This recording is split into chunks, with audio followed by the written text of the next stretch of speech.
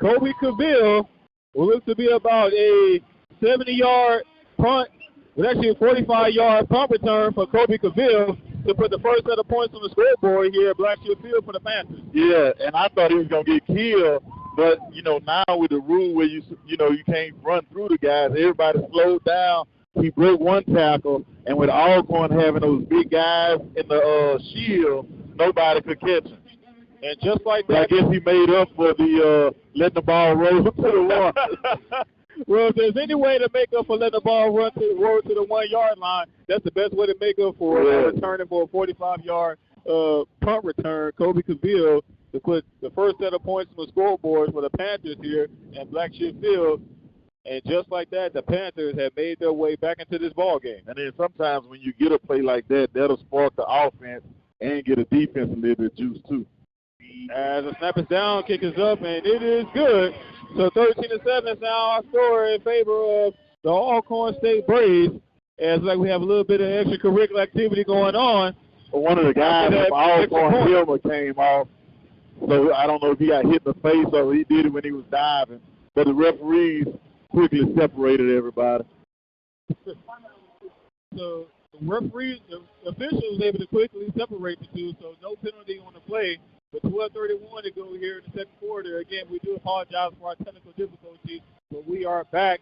And the Panthers put their first set of points on the scoreboard here, trailing out by the score of 13-7. And while we have a quick break in the action, we have some scoring updates around the Southwestern Athletic Conference. We'll keep it right here. Mississippi Valley State ahead of Florida A&M by the score of 24-13 with 10:45 to go in the fourth quarter.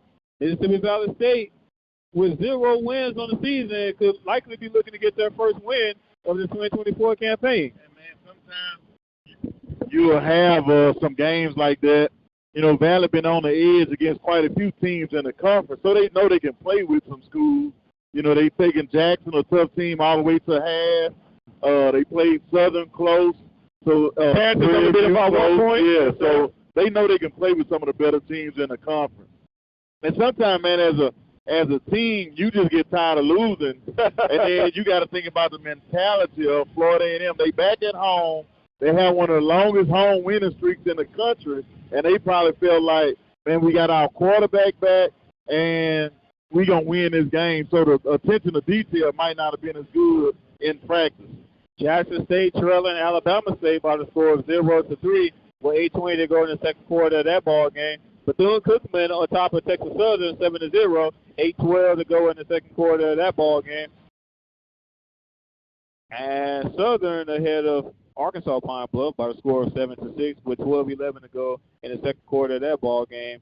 Grambling State took on Alabama A&M this past Thursday, November 14th, and they fell short by the score of 17-22. And the Panthers of Prairie View University are trailing the Alcorn State Braves by a score of 13-7. But a 45-yard punt return by Mr. Kobe Cavill may have just given the spark that the Panthers needed. And I can definitely tell you that he's given the spark that PV Nation needs here at Blackshield Field, as they definitely came alive here after that last 45-yard punt return. Yeah, they need to get on their feet and cheer on the defense, because they've been playing pretty good. Like I say, minus 1 or 2 plays, they played an outstanding game.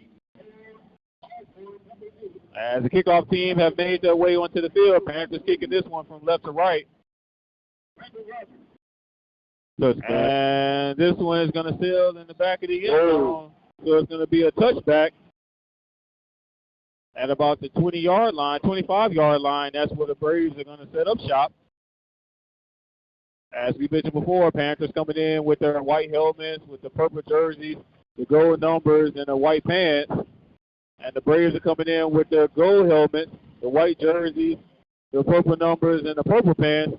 It's always interesting when these two teams play each other, Coach, because they both have purple, they both have gold to a certain degree. Yeah, it just depends on what combination they go with. I remember one year I was at Grambling, and we played Pine Bluff in Shreveport, and both teams showed up with black jerseys, so the state trooper had to take our equipment manager all the way back to Grambling and get some jerseys. Wow.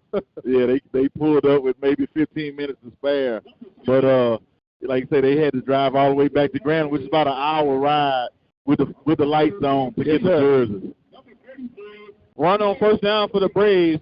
Tavarian Griffin picks up 1 yard on the play, so it's going to bring up 2nd and 10. They're going to hand off to Griffin yet again. This time he breaks a few tackles, finally going to be brought down at about the 35-yard line. Yeah, Alcorn is just going they big boy. They don't even have a tight end in the ball game. They just have all offensive linemen up front. So now Prairie View's defense got to get some penetration, maybe get some slants going to stop the run. Yes, sir. 3 running backs in the backfield, and they're going to be used as blockers, and Griffin's going to get it yet again. 2 of those running backs are offensive linemen, so it's a quarterback, a running back, and all the rest are offensive linemen out there right now. And they're some big jokers, man. And Griffin is using those big jokers to the best of his ability, as it's just been handing the ball off to Griffin so far here on this drive.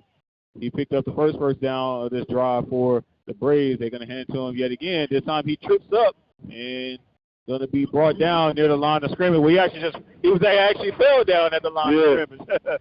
But I think the thing about it, too, if you think about it, I guess Alcorn was tired of getting the holding calls, but the holding calls were coming on running plays.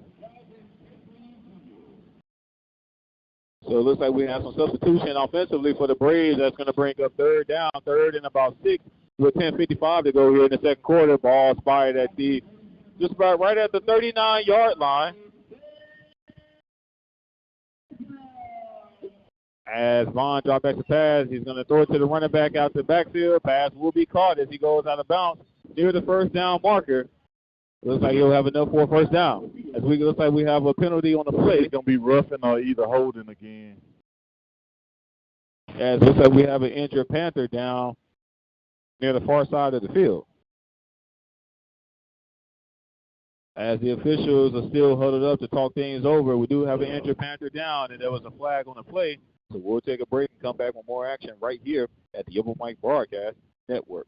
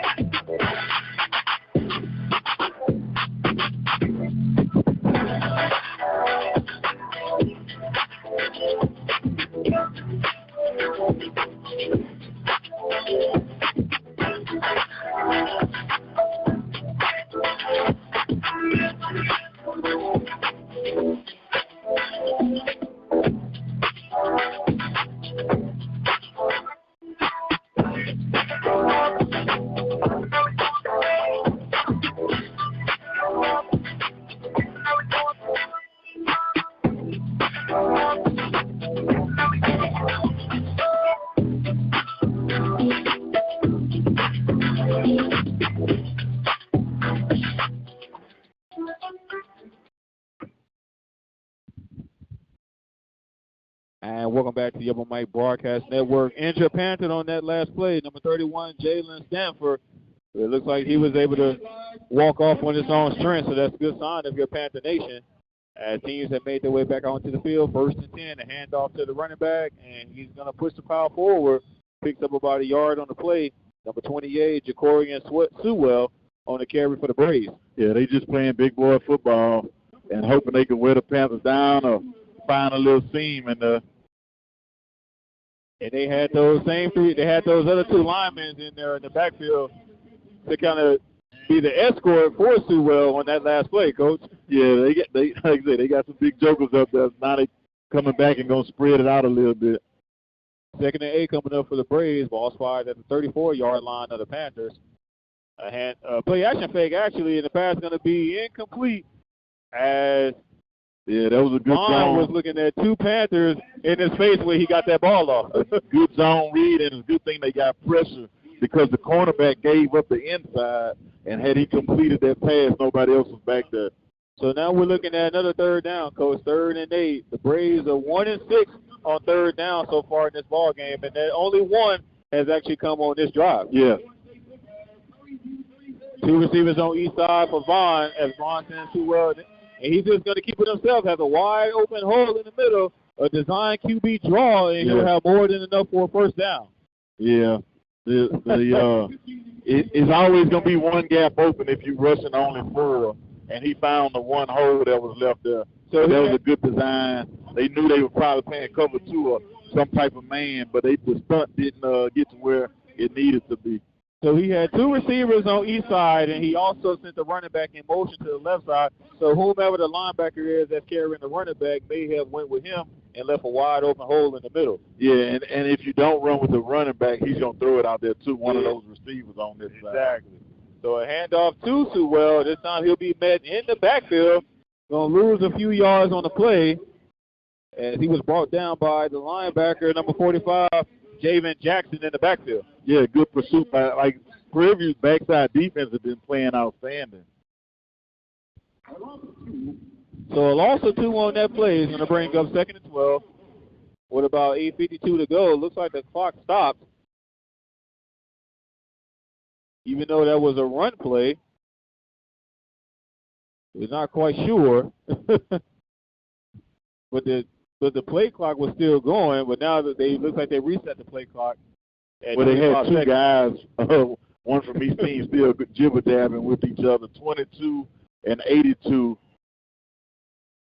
So this is probably some type of trickery right here. Empty backfield, 3 receivers left and 2 right. And he was hit immediately when he got that ball off. Incomplete pass. And again, Javen Jackson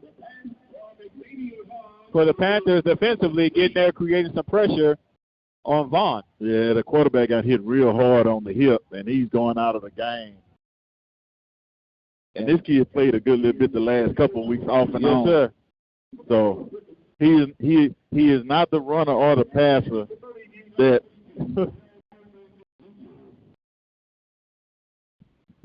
So the quarterback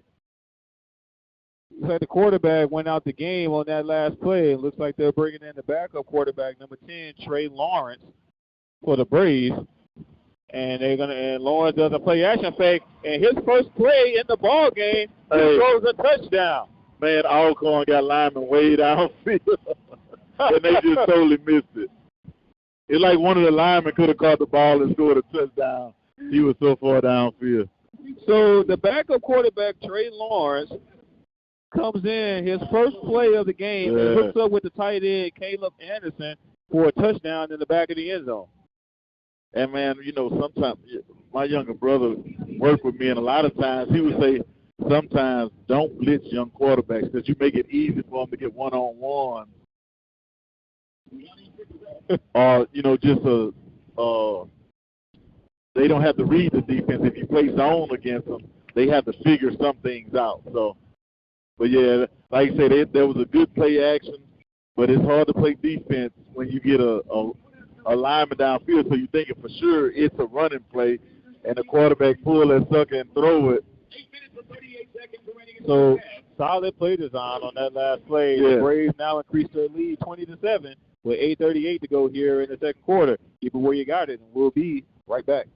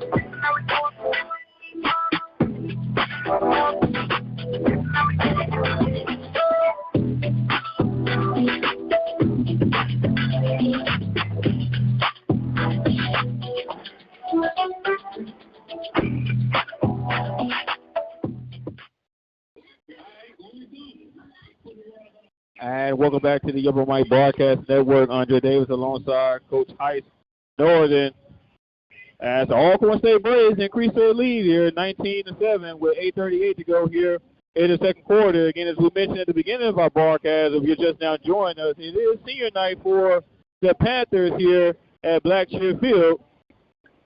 As it's always an exciting feeling, Coach. You know, senior night for the boys. They're coming in. It's definitely an emotional ball game, and regardless of what happens, it's going to be your last time playing on this field, no matter what happens moving forward. So it always kind of brings something out extra for you during game time. Yeah, you like to hope it does bring a little bit something extra, motivation to where guys have a mindset of, man, we're not losing this game. No matter what happens, what the score is, we're going to find a way to win. Had a couple chances to get off the field on third down and didn't do it on that drive. So, you know, they'll get back to the drawing board and playing some good defense again. Hopefully they can get something going on the offensive side of the ball. You know, string together some first downs. Or I like first downs more than just one big play. You'll take the big play, but you always want to string together some plays and then score. So far, only 2 first downs for the Panthers here in this ball game, as this kickoff is going to be returned as he was hit hard near the 25-yard line. Number 6, Scooter Adams, took a hard shot at about the 25-yard line. Looks like he was able to get up with no problem. Yeah, Joe got a small town, Hallisville, Texas. Small young man, but definitely plays big. He can run. He got some good lower body strength to himself and some good balance. So ball fish is going to be spied at the 28-yard line. As Panthers is going to be moving from right to left towards the north end zone here at the stadium. 2 receivers to the left and 1 right. And a handoff to Lamega McDowell, tries to make a cut, only gains about a yard on the play. Yeah, they didn't have a hat for that outside linebacker or the overhang safety, so don't be surprised if they run that same play and hit the RPO part of it and get it to the receiver on the out route. This time a play action face trying to hook up with Burns, and he's able to connect it to him. Picks up some positive yards on the play. It's going to bring up 3rd and manageable. So it's going to be 3rd and a good 2 or so, look like. Once again, they caught him in that cover 3 playing off. As long as he keep the ball outside, he don't have to worry about throwing the interception. 2 receivers to the left and 1 right for Johnson. Johnson looks to the sideline to get the call. And this is a game, man, you wish you had a Savage or another tall receiver that can take advantage of number 8. He appears to be about 5'7", 5'8" out there playing cornerback. And that's number 8, Napoleon Collier. And a handoff to McDowell, and he's not going to have anywhere to go. Looks like he's going to be shy of first down. Picks up about a yard on the play. It's going to be an interesting call here. It looks as an offense, looks like they're going to remain on the field. Yeah, they're going to have to get some knockback because Alcorn is sending some extra guys. They might try to throw them offside. Offense remains on the field. Ball at the 37-yard line. It's going to be 4th and 1. As we have a stoppage in the play, a timeout on the field, a timeout charge against the Braves. When the teams make their way, the Panthers are going to have 4th and 1 at their own 37-yard line. Again, only 2 first downs so far here in this ball game, to your point, Coach, to try to see if you can sustain some momentum offensively, get some first downs, maybe kind of open some things up defensively for the Braves, because they kind of got some things kind of bunched up right there in the middle. Yeah, like I said, they do a good job of disguising. They run a lot of defensive line stunts, so it's going to confuse your offensive line on some of the zones, and then it makes it hard for them to double team because we call it disappearing on you. Yes, you know, you would think I'm a double team the guy that's in the B gap, and then when he goes away, it's like, what happens next? So you gotta rep it and rep it and rep it. So they stunting on them and sending guys off the edge. Jaden Johnson has been brought down twice in the backfield so far in this ball game. Something we haven't really said much of for the 2024 campaign. But the Alcorn State Braves are definitely getting some pressure on Johnson as he's been brought down twice so far here in this ball game. And we still have a break in the action. We'll keep it right here. Andre Davis alongside Coach Heiss Northern with 7:02 to go in the second quarter. Panthers are trailing 19-7. Offensively, the Panthers haven't been able to put any points on the scoreboard. The only points have came at the hands of the special teams unit. Punt return, 45-yard punt return by number 4, Kobe Cavill, here in this ball game. So offensively, the Panthers are going to be looking to put their actual first set of points on the scoreboard here at Blackshear Field. Again, senior night for the Panthers, as it appears that they have the Prairie View logo, or the names for Prairie View spelled out in the north end of the end zone.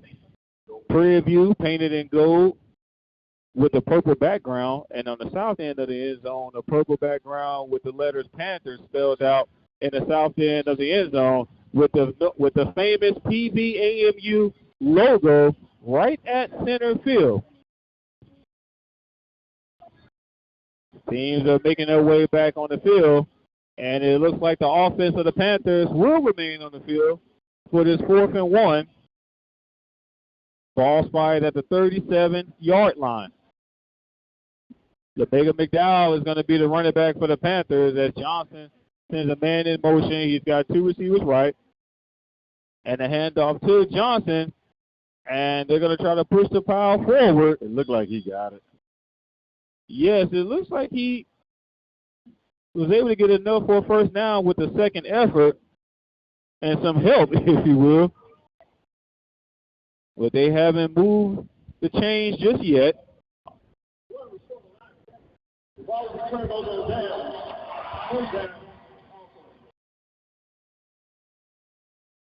So they didn't even measure. That's crazy. No, they did not measure it. PV Nation was definitely not happy with that call. And it's going to be a turnover on downs. Well, we heard a little bit of boos from PV Nation. We assume that they'll be even more upset with that call than what they displayed, Coach. Yeah, that's a tough one right there with the field position. Like Alcorn coming back out with a heavy personnel. I saw the starting quarterback, Vaughn, going to the locker room. So it may be one of those situations where they just going to try to ground and pound until he can get back in. They just got to wrap up now. Yes, sir. So a first down play, a handoff on first down to the running back, number 2, Tavarius Griffin for the Braves.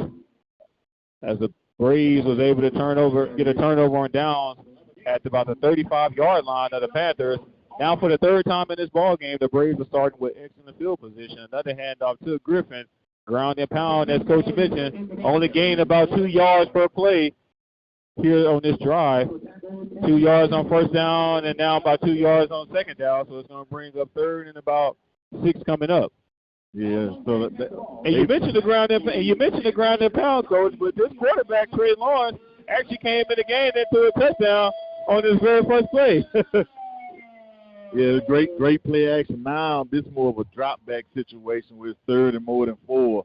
So he's gonna have to read the defense and find somebody open. Trey Lawrence, a junior quarterback out of Jacksonville, Florida, and he'll hand it off to the running back yet again, breaking a few tackles. And he's finally going to be brought down near the first down marker. This could be about a yard shy. And the thing about it, you like for them to make the tackle where they had him back here. Now it keeps them from going for it on 4th down. Now they can come back with the big boys. So instead of get it, instead of it being about 4th and 4, now it's about 4th and 2. Yes. Ball spotted at the 29-yard line as the offense is going to remain on the field. The big boys in the backfield as the escort for Sewell, the running back, and a handoff to Sewell following his blockers. He should be about a yard shy as the defense of the Panthers will hold on 4th down. Great job by the Panthers. They got stopped on 4th down and about the 40-yard line, so they almost in field goal range, but that's another win for the Panther defense, getting a stop, no first downs. And now they're going to bring their offense back on the field. 5 minutes left. You still got timeouts. So now, like I say, once again, try to see if they can manufacture some first downs or a big play. Another win for the Panthers defensively and giving Alcorn a taste of their own medicine on fourth down, if you will. So the offense of the Panthers will come back onto the field. Ball spotted at the 29-yard line. As Johnson is going to have two receivers left and one right. Looks like Scooter Adams, the running back in the backfield for the Panthers here on this drive. As Johnson drops back to pass, good pressure yet again. This time he's going to step up and just keep it himself. And he has some will, and he's finally going to go out of bounds near midfield for a huge gain in the first down for the Panthers. And something we don't see Johnson do often, but when he has an opportunity to, he will definitely try to use his legs and pick up some positive yards, Coach. Yeah, I was thinking if they didn't get something going, don't be surprised if they bring another quarterback in. So that was a good job. Like I said, they brought a guy off the edge, but he overran it, and then a wide receiver did a good job of blocking for him. Ball right at midfield, first and 10. Johnson back to pass. This time he has some time. He steps up, and he's going to be brought down for a sack in the backfield. So Johnson actually had a little bit of time on that play, but defensively, the Braves had everything covered in the secondary. Yeah, I thought he was going to have a shot with number 4, sort of going straight down the field and with a bender this way, but as he was getting ready to throw it, the pressure caught up to him. So Johnson takes another sack, a third sack here in this ball game. 2nd and 14 coming up for the Panthers. Yeah. Ball officially spotted at the 46-yard line. Johnson's going to have 3 receivers right and 1 left. It's a good screen or drawdown. Johnson back to pass, looks right, throw right pass, going to be incomplete. He was pressured yet again. Yeah, it was a screen, so you expect pressure, but they did a good job of one of the guys read the screen and just went straight to it. And that's one of those recognition plays if you're the defense. If you get an opportunity to actually read a screen before it starts to develop, you can jump on it fairly quickly, and that's what they did on that last play. And in most of our defense, I would tell a guy, if you see a screen, take it right away. Sometimes you're going to guess right, sometimes you're going to guess wrong, but if you see it, take it, and you'll get a situation just like you saw happen. So that last incompletion is going to stop the clock with 3:53 to go. 2 receivers on each side. 3rd down. Johnson steps up, and he's going to be hit yet again in the backfield for a sack on the play. Number 15, Eric Thomas, the defensive line, back there in the backfield for the Braves. Yeah, they just. And it looks like the defensive lineman Helvin may have came off on that. 2 of them. But 2 of them, yes, sir. Yeah, he was celebrating and just figured somebody was going to pick it up like he's on a baseball team. You always bring a guy to make the 3rd out. You bring his helmet and gloves. Because we saw his helmet come off, but he just ran out the sideline and forgot about his equipment. Yeah, that's 2 plays in a row. They got good pressure on the quarterback. Great pressure by the Braves. Another sack on the play that brings up 4th down as the punting units have made their way onto the field. Omarion Blakes for the Braves is standing at their own 25-yard line. As this punt is off, as Ephraim Jasso gets all his legs into this one, it takes a roll, but the punting team wasn't able to get back there in time to stop it inside the 5 as it rolls out of bounds, as we have a flag on the play. What can this be? It looks like this flag came once the ball was in the air. It might be hands to the face. That's the only thing. But they did call holding on the punt team early with a guy covering the kick. So you never know. I hadn't seen that one. The officials are still trying to talk this one over again. The flag came once the ball was in the air. Receiving team, number 20. The fielder was before half the distance to go. First down. So the Panthers actually catch a break on that play. It was a face mask penalty charge against the receiving team, so it's going to back them up half the distance to the goal line. And needless to say, the Braves have been starting majority of their drives of this first half in excellent field position. In this particular case, they're going to have this one, should be about the 10-yard line. It should be half the distance to the goal. And half the distance is actually what the head official mentioned. Yeah. They're going to have it at the 10-yard line, 1st and 10. And a play action fake, and Trey Lawrence, the quarterback, is going to keep it himself. Gets a solid burst up the middle, even though he kind of bobbled the ball a little bit. They fake the speed sweep, but they block it like a power. So if the defensive end takes the speed sweep, he's going to the quarterback can start run straight down here. 2nd and 5 for the Braves. Lawrence going to have 2 receivers on each side. And the handoff to the running back. And he picks up about a few yards on the play as he goes backwards, number 14. It might be another holding penalty. Anthony Williams as a ball carrier on that play. We have another flag on the play. Holding or offsides on the defense, I'm thinking.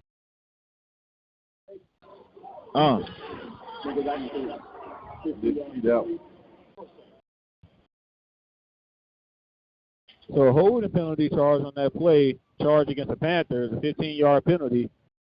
That's going to be a fresh set of downs for the Braves. Yeah, maybe when he spin the guy around, he has a face mask. I thought he just had the inside of the shoulder pad. So a fresh set of downs, ball at the 31-yard line. Lawrence looks left, throws left, and pass is going to be caught. Gains about a yard on the play. So it appears that the Braves may be trying to open up the playbook a bit for Trey Lawrence. On the previous drive, it was all run, run, run. And now they'll let Trey Lawrence drop back the pass here on this drive offensively. That was a great job by number 7, Harris, diagnosing the screen out of the boundary. That's one of Alcorn's favorite plays. When they motion that running back out, either they're going to go screen to the backside or quarterback draw.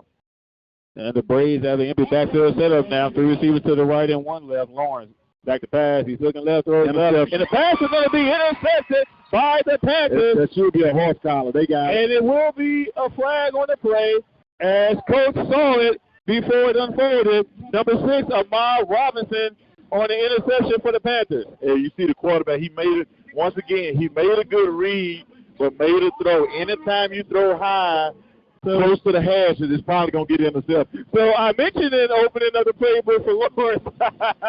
And once they open up the playbook, the Panthers able to go away. It's a horse collar, not a face mask, dude. It's got to be the horse collar. So the officials ruled no call of face mask on the play, even though from our vantage point, Ahmad Robinson was definitely slung down. It's two guys out there. It's 2 guys out there. Wow. Well, the Panthers are going to have a fresh set of downs. At the 46-yard line, and they're on 46-yard line, with 2:02 to go here in the second quarter. Ahmad Robinson on the first takeaway for the Panthers here in this ball game. And a handoff to the running back, and he'll follow his blockers, but he's going to be met in the backfield.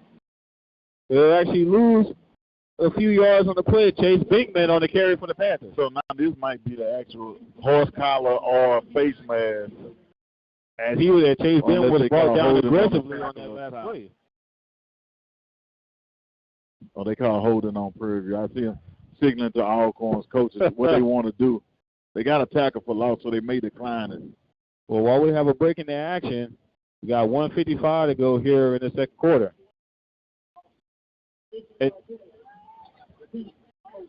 They call it on a running back. Well, either way, it's going to be a holding penalty charge against the Panthers. It's actually going to back them up 10 yards.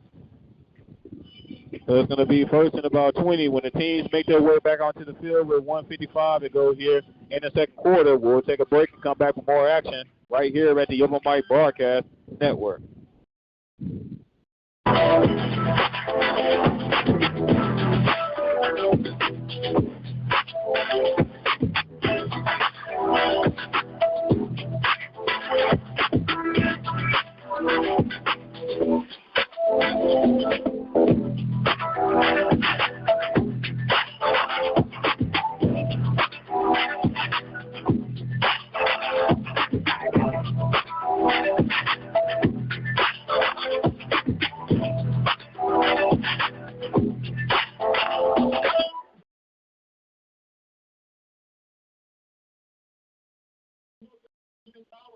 And welcome back to the Yobo Mike Broadcast Network. Andre Davis alongside Coach Heiss Northern. While we still have a break in the action, we have an upset alert in the Southwestern Athletic Conference. Mississippi Valley State able to get their first win of this 2024 campaign at the hands of Florida A&M as they defeated Florida A&M by the score of 24-21, Coach.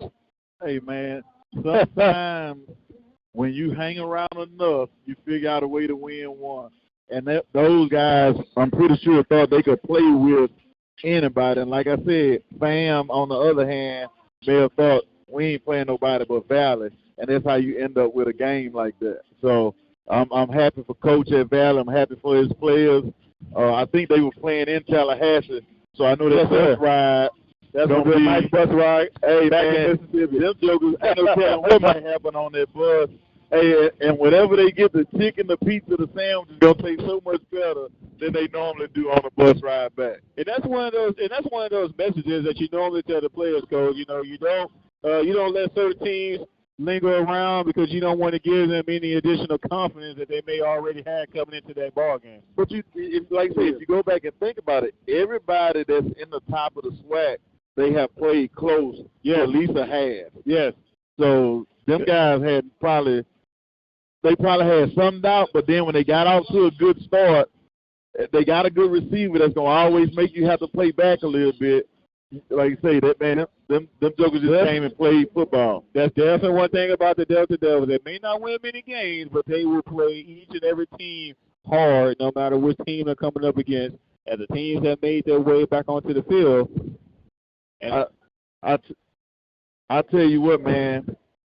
It looks like Alcorn called the 30-second they saw something that they didn't like. They were probably in a bad coverage for the formation, but Prairie View had two tight ends in as well, so they were going max pass, and then Alcorn said, well, we need to change our coverage up. And they still had two timeouts. They had one timeout now, but they still had two, so they want to burn one to kind of quickly talk things over as they already making their way back onto the field.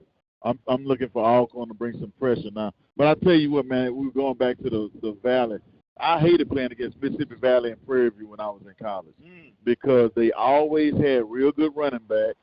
And my defense coordinator in college, even if we had a shutout, like I said, I was a starter in the secondary. Yes, sir. Oh, he had them. If I was starting in the secondary, he would make us play until the fourth quarter against those teams. So, well, teams that made their way onto the field as the play resumes, it was an incomplete pass on first down. Johnson was trying to hook up with Trey Jones-Spiller. Actually had Trey Jones-Spiller wide open, just kind of overshot him on that play. Yeah, they had the post with the corner route, and that's one of those he got to adjust to the wind again throws right there. Had everything you wanted, but would have had the first down had he completed it. 2nd and 25 now for the Panthers. Ball spotted at their own 31-yard line. Their last incompletion stops the clock with 1:48. Johnson back to pass, has a little bit of time, and he'll just step up, and he'll just have to keep it himself as he breaks one tackle, running down the sideline, and he's finally going to be brought down as Johnson ran to the left side of the field looking for room, and he picks up some of those yards back to kind of make this more of a third and manageable. Make it very manageable. And what it looked like Alcorn is doing, why they getting so much pressure. They set picks. The defensive tackles are setting picks for the defensive end on a lot of their pass stunts. Johnson's been brought down 4 times now in this ball game as we're looking at 3rd and 6. Ball spotted right at midfield, 2 receivers on each side. Johnson got him in the pass. He has a man pass going to be caught. James Burns here on the left side, and the pass will be enough for a first down. Yeah, once again, they giving Burns a lot of respect. A big cushion up there. James Burns, definitely the deep threat receiver for the Panthers offensively. And to your point, Coach, the cornerback is playing about looks like he's playing about 20 yards off of him. Yeah, he's off a long ways. And they switched the cornerback. I remember they had a small kid. Yeah, now it's number 2, Tavion Haney. Yeah, on James Burns. The same stunt hit home again for Alcorn. Yeah, they're going to have to run some screens or something to slow them down. And Johnson is going to be brought down in the backfield for a tackle yet again.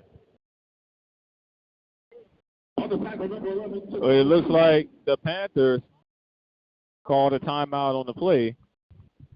And when the teams make their way back, it's going to be 2nd and about 11 for the Panthers. Ball spotted at about the 47-yard line with 1:02 to go here in the second quarter. Yeah, what Prairie View may have to do is go to, a lot of people call it aggressive pass protection instead of deep setting in 3 to 5 yards. they may just have to take Alcorn on at the line of scrimmage. But the problem comes if they start sending guys, the defensive ends off the edge with a speed rush, then you're going to get beat that way. So it's sort of pick your poison. Do you pick up the stunts, which they having a lot of success with, or do you try to shut the stunts down and then set yourself up for a speed rush? And even though he's been brought down about 4 times in this ball game, Johnson don't really seem flustered in that backfield. Usually you see quarterbacks try to get it out quickly or take off as Johnson drop back to pass, and he'll take off on that play, and he'll keep his legs where he's still going, and he'll finally go out of bounds, ran to the right side of the field, past the first down marker, but we have a flag on the play. Likely might be holding charge against the Panthers. As that flag came, soon as Johnson took off and found a hole up the middle, Coach. Yeah, sometimes when the quarterback takes off, they're engaged, but that goes back. Here's the second holding penalty. That goes back to what I was talking about. You have to sell it to the referees. You have to show them that you're trying to get off and make the play, and Alcorn's defensive line is doing a good job of that. Yes, sir. Yes, sir. Usually, you kind of tug a little bit to kind of indicate that, hey, he's holding me. That tunnel screen might be wide open if they can get it off. So the huge run by Johnson comes back, or is erased, if you will, due to the holding penalty charge against the Panthers. So 2nd and 25 now, ball slide at the 43-yard line. Johnson, right back to pass, steps up, as a man pass, going to be incomplete. Has the tight end, number 87, Ethan John, wasn't able to hook up with him. Yeah, the tight end did a good job of reading zone, and the quarterback was trying to make a jump through and get it to him, but he didn't have his feet set enough to make an accurate throw. And we talked about penalties for the Panthers, Coach. Panthers had 11 penalties last week, even in the win against FAMU, had 11 penalties, and they're already looking at 5 penalties for 65 yards here in this ball game. And then, like I say, sometimes when you get the penalties, to take away a long run like that, that's a big deal. Which is something that Coach Bo McDowell has talked about on previous shows, the timing in which the penalties come after we get a huge run and try to get some momentum, and all of it literally gets erased due to a holding penalty or a face mask penalty or something of those sort that has to back you up 10 to 15 yards. Yeah. Then here's a down. Prairie may say, do we run a draw and try to make Alcorn use his last time out, and then we get a long punt, or do we try to get a 3rd and 20-something? So there was a timeout charge against the Braves on the field. Prairie called that one. Check that, Panthers. It was a 30-second timeout, so teams are making their way. It's going to be 3rd and 25 for the Panthers. Ball at the 43-yard line. We got 47 seconds to go here in the second quarter. Again, the Panthers offensively still looking for their first set of points on the scoreboard. So they came back. Alcorn brought some more defensive backs in. You see they got 5 defensive backs. Yes. Standing about 12 yards deep. 2 receivers right and 1 left. Johnson back to pass. He has all day, and he's just going to try to air this one downfield. He was trying to hook up with James Burns, but, of course, James Burns was double covered. To Coach's point, had 5 DBs in the back in the secondary, all indicated to not let anything behind them. Yes, and they weren't even close to the line of scrimmage, so it's going to be hard. They may have been trying to get a pass interference or something, too, to keep that drive going, but it's hard to throw it over top of guys that's 12 yards deep unless you get a good double move. And as you mentioned before, Coach, there's not too many plays designed for 3rd and 25. Yeah. So the punting units have made their way onto the field. Number 3, Amarion Blakes, back to receive the punt for the Braves, standing about their own 25-yard line. As this punt is going to be off. Oh. Look at it, still holding. It's going to take a Braves bounce out of bounds right at about the 23-yard line. Yeah, there was some extra holding, potential holding by the Braves. Looks like the officials may have missed it on that last play. Hey, but you know what? Sometimes I had referees, especially if it's holding on a gunner, they'll tell me, like, Coach, you really don't care about that guy. If you put him out there and them jokers get double team all into the water. Yes. Yes, sir. So between 9 seconds ago in like they're going to take a knee in the second quarter, likely they may just kind of take a knee to go into this halftime. Trey Lawrence still the quarterback. for the Braves, and they'll do just that. They'll take a knee and need this one to go in the locker room. And with that, our first half has come to an end here from Blackshear Field. 19-7 is our score in favor of the Alcorn State Braves. Don't see the quarterback, Vaughn, walking over there. Don't look like he's going to make it back out there today. Yeah, Vaughn is going into the locker room, doesn't have his helmet, so likely may not receive him return, as the junior quarterback, Trey Lawrence, will likely be taking things over for the Braves for the remainder of this ball game. But they're ahead of this one by the score of 19-7. It's been all Alcorn State Braves so far here in this ball game. But if you're the Panthers, defensively, you've seen some things that you can potentially build on in the second half. So far, offensively, they have been able to sustain much momentum on their drives. But defensively, the Panthers have shown their ability to get off the field. So you can see how they'll be able to do things in the second half. Yeah, they're going to have to hit them with a few more pass plays, some explosive plays, and, maybe bust a run here or there. But they got to string together more than 2 first downs a drive if they want to have a chance of coming back and winning this game. Yes, sir. So we're going to take this opportunity to take a break, and we'll come back with the start of our third quarter right here at the Upper Mike Broadcast Network. Panthers trailing this one by the score of 19-20. Senior night for the Panthers, the final home game of this 2024 campaign, and they're trailing this one by the score of 19-7. We'll take a break and come back with more action right here at the Upper Mike Broadcast Network. Welcome back to the Upper Mike Broadcast Network. We have on the line with us Coach Bubba McDowell, the Prairie View A&M University Panthers football program. Coach, how you doing today, sir? I'm doing well, my man. I'm doing well. Well, let me say congratulations on a job well done, and many didn't think you had in you. But if there's ever to find that niche, now is better than never, right? Always. Second half of the season, we talked about it, after the Pine Bluff game, and, we put that run together. As I told them, the season's not over with. Still got some games to play. Still got some games to win. Now, how do you want the season to end? It's all on, it's all on you guys. Now, are you going to accept the challenge of just being defeated, or are you going to go out as a winner? So they accepted it, and we've been accepting it, and did some close games, Portsmouth Valley, but again, a win is a win no matter how you look at it. And, we're on a good little streak right now, and we're going to do our very best to stay on that streak. Right. Now, Coach, I was asking this, and I don't know if you asked yourself this, where has this team been with the performance that you had last weekend? I said it to the I was doing the exact same thing. Even when I got in here early Sunday morning, because I couldn't sleep, I said, let me get on here and look at the film early so everybody get in. So I'm looking at film and trying to watch, he lives in the church at the same time. I'm like, God, these dudes was running around, man. I'm like, and I was like, God, dog, like you said, I was like, where they been? Well, we knew we had them, but it's like, where in the heck have they been? I mean, when you're talking about all phases of the game, like we did all phases, offense, defense, all the special teams. I mean, guys were knocking through, and it started when we kicked off, man. You can kind of tell at that point it was going to be one of those type of games because they went down on kickoff and knocking people out. Right. And I'm going to tell you a huge turnaround for me in observing has been the offense and defensive line play.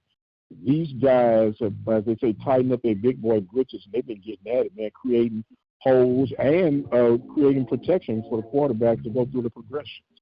Yeah, I mean, I sat down and talked with them, after in the practice on Wednesday, and I told them, I said, look, man, what are y'all going to do, And it was right after practice, and, I put a challenge to them, and I just brought them all up together, put a challenge to them, man, and asked them, what is their identity want to be? Right now, going up an identity from beginning to where we at right now, I say, it's not good. You guys know I'm brutally honest with y'all, So I said, let's figure out how to get an identity. I said, nobody think y'all any good. You know, I'm just throwing all kind of negative stuff in there, trying to tee them off. Hey, sometimes that reverse psychology works, right? Oh my God! I said, yo, they beat our butt last year, twice. I said, man, what are we gonna do, man? So all y'all gotta do is just give them time. As we got the back, open up the hole, get a QB time to throw the ball. As they got a good defensive line. I'm throwing everything in them, like, try to get these dudes ready, man. They heard it. They took the challenge, man, and defensive. I knew. I mean, it was going. I just had to tell them one thing. I was, hey, go get them. Right. Yeah, they did just that on that D line, man. And that's a mark of a good team. One, trusting each other, playing your assignment, doing your assignment. A couple of times we broke down assignment. They got a couple of long runs. If they hadn't got those 2 long runs, we would have, reached our goal for us, rushing. But it slipped, and we had a great effort by James, Traylon James, to walk that dude down before he got into the end zone. Well, when you look at it, Coach, you're going to have some mishaps, even in a perfect game, because it's never going to go the way you want it to go. But the ability to adjust and don't let that last play beat you on the next play. I got to ask this question. I know your style of coaching is to empower those that are in the positions to do their job. Is there ever a situation like, or let's go with the offensive side, and you say, hey, I know you the play caller, I'd like to see us go deep on this, but I'd like to see us run. You can call whatever play you want, but I'd like to see us go deep. Do you ever kind of make those kind of recommendations in the course of a game? I do. But I do it subtle, because we kind of talk about that before the game starts. When we go into our coaching meeting on Thursday with just the coordinators, we talk about it at that point in time, and things that need to be said at that point, we say it right then and there. But yeah, of course, if it's a situation during game time on that field, and he's up in the box, and I'm like, hey man, why are we not doing this? Why are we not doing that? Yeah, I'll make that known, on both sides, or even the special team. So yeah. No, but I'm saying, like, if there's a particular situation, I don't know, say it's 2nd and 4 or whatever, and say, hey man, let's go up top. Let's pull something when we're going over the top, like in the actual war. No, I know that hasn't happened yet. No, I haven't yet to do that during the course of the play. No, I have not. But not to say that I won't. But right, yeah, right, right. Again, I'll let him.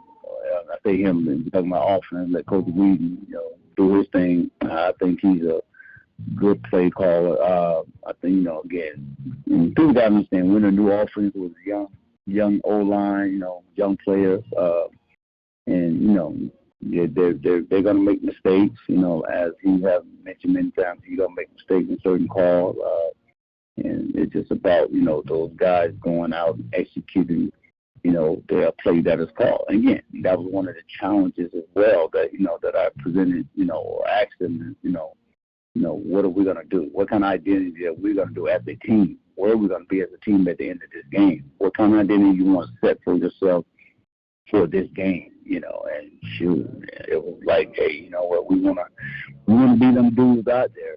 Okay, well, talk is cheap. Let's go show. I know that put in some work. It's working, man. I'm just telling you, Mike.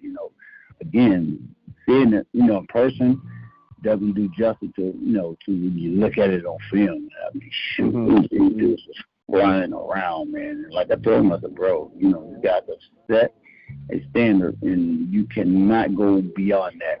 You can't go below that. I think we got to come out this week same way, get ready for another good team coming in here. We got to put forth that same type of effort. Right. Well, and here's the beauty behind everything. This is year number 3 of year number 4 commitment between you and Prairie View. And with 2 games that are remaining, you have a heck of a shot of having 3 consecutive non-losing seasons, okay? Because with the 12 games this year, hey, you win one of these 2, you're guaranteed at least 6-6. I know the desire now is 7-5. That's putting in some work. And for people, you might have tripped up in some games or two that you probably, if we be honest, should have won. Okay, but it didn't happen that way. We can't go back and regurgitate it and redo it, but you learn from it and deal from that. What have you discovered about not only your squad but your staff, through this season? This is a unique season than times past. Again, you hit on the head. We know where we are. We know, again, where we wanted to be, but we're not there.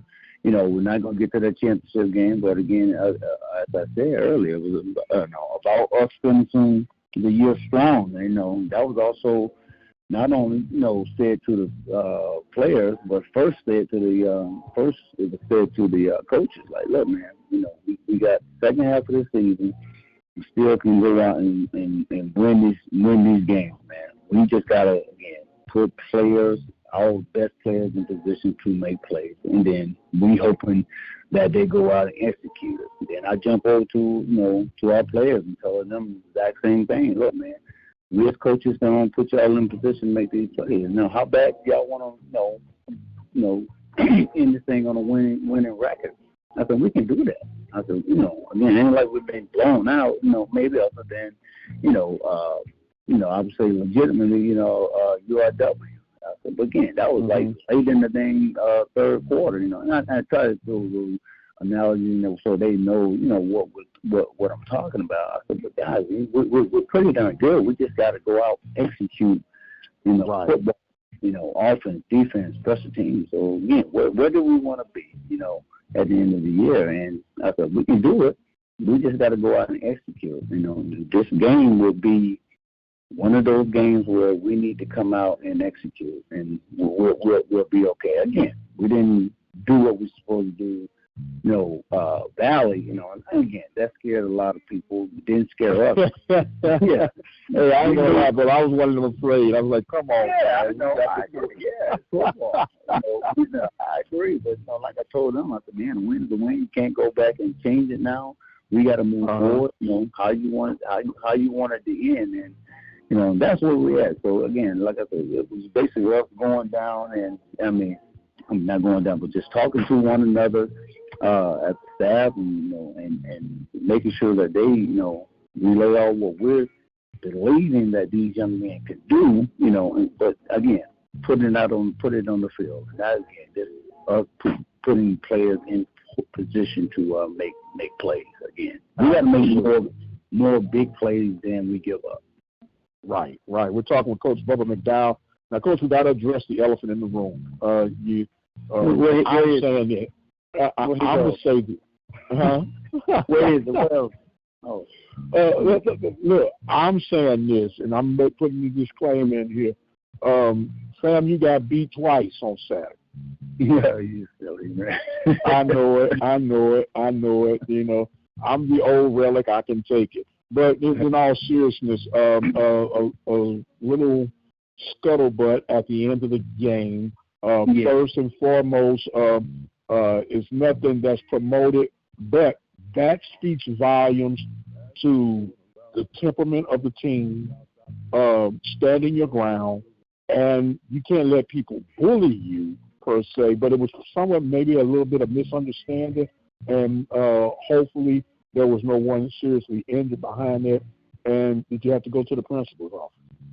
No, I mean, of course we had to look at it at the staff, and AD brought everybody in to look at it and just see what we saw, and so we can turn report in to SWAC. But again, it was something that was done quickly. Again, we didn't see a whole lot on the film. And, of course, he made his assessment along with us. No punches was being swung from the film that we saw anyway. And so he sent that in as well. And like I said, it was an unfortunate incident. But again, nobody got hurt. It was over quickly. We got a lot of coaches and players, again, that wasn't, just trying to break the situation up. So it cleared up pretty fast, so which is always a good thing. Okay. Now, were there any fines administered to the staff? No, not to my knowledge, no, sir. Okay. Well, we got in on that, got out. So we'll move on down the road. You got a strong opponent coming in this weekend with Alcorn. Alcorn has been somewhat of an Achilles heel. They find a way to sneak out wins these last couple of years. You know, and look, man, stop going to overtime with them boys, and we finish them in the fourth quarter, and we don't have to deal with that, right? I know, exactly, man. Like I remember Coach Burton talking earlier, in the day, we talk about, again, 1-1 against these guys. I said, yeah, I know, man. Shoot, we got to figure out how to, take it to these guys early, man. Again, they got a quarterback that can run, man. He can scramble, boy. He can throw, but more so he can kill you with his legs. So, and Pvamu, Alcorn again. Kind of reminds me of us just got the players, but just a little inconsistency, throughout the year. You win one, did you lose one? You should have won this one, but you lost. And so it's kind of like us, on the other side. But, it's again, I'm trying to get these guys ready to go, man, and, asking them, like, hey, you know what, we can't repeat anything like we had, 2 or 3 weeks ago. We got to repeat something better. As good as we played this past Saturday, it has to be better than that, going up against Pine Bluff again. I make up again. These guys have come in many times, or whether we go there or here. Man, it's something about that team, man. And, lost with overtime last year, we lost the year before, then we won against them, last minute drive to win against them last year. So we got to be perfect, perfect, against these young men, this team coming in, because again, they're pretty good. They get in that 11 personnel, man, and they'll run that thing, they'll bunch it up, try to pick you and get it out to the outside with them receiver. Because again, that QB, they got two that can extend the play, as we call it, and that's always the dangerous thing when you got to defend the arm and the leg, against two QBs. Right, absolutely. Now, as far as health-wise, how are we on the injury report without you divulging too much? Well, we decided again, it's a day-by-day thing. Had that big contusion in the thigh and the shin against Valley, so we didn't play, this past weekend. So again, and let me go back to that, that's when I told guys, I don't know who it was, or I don't know who it's going to be, or who it is. I got a sneaky feeling, man. It's going to be several guys that just have to step up and going to step up and make some big plays. I don't know who it is, but somebody's going to do it. We had several guys do it, man. Yes, sir. A la Mr. Burns. Yeah, but I told you guys earlier, like I told we got to put our dudes on the field. Right. Will it be all three of them at the same time? They can't. Those guys, they too good to be in separate packages.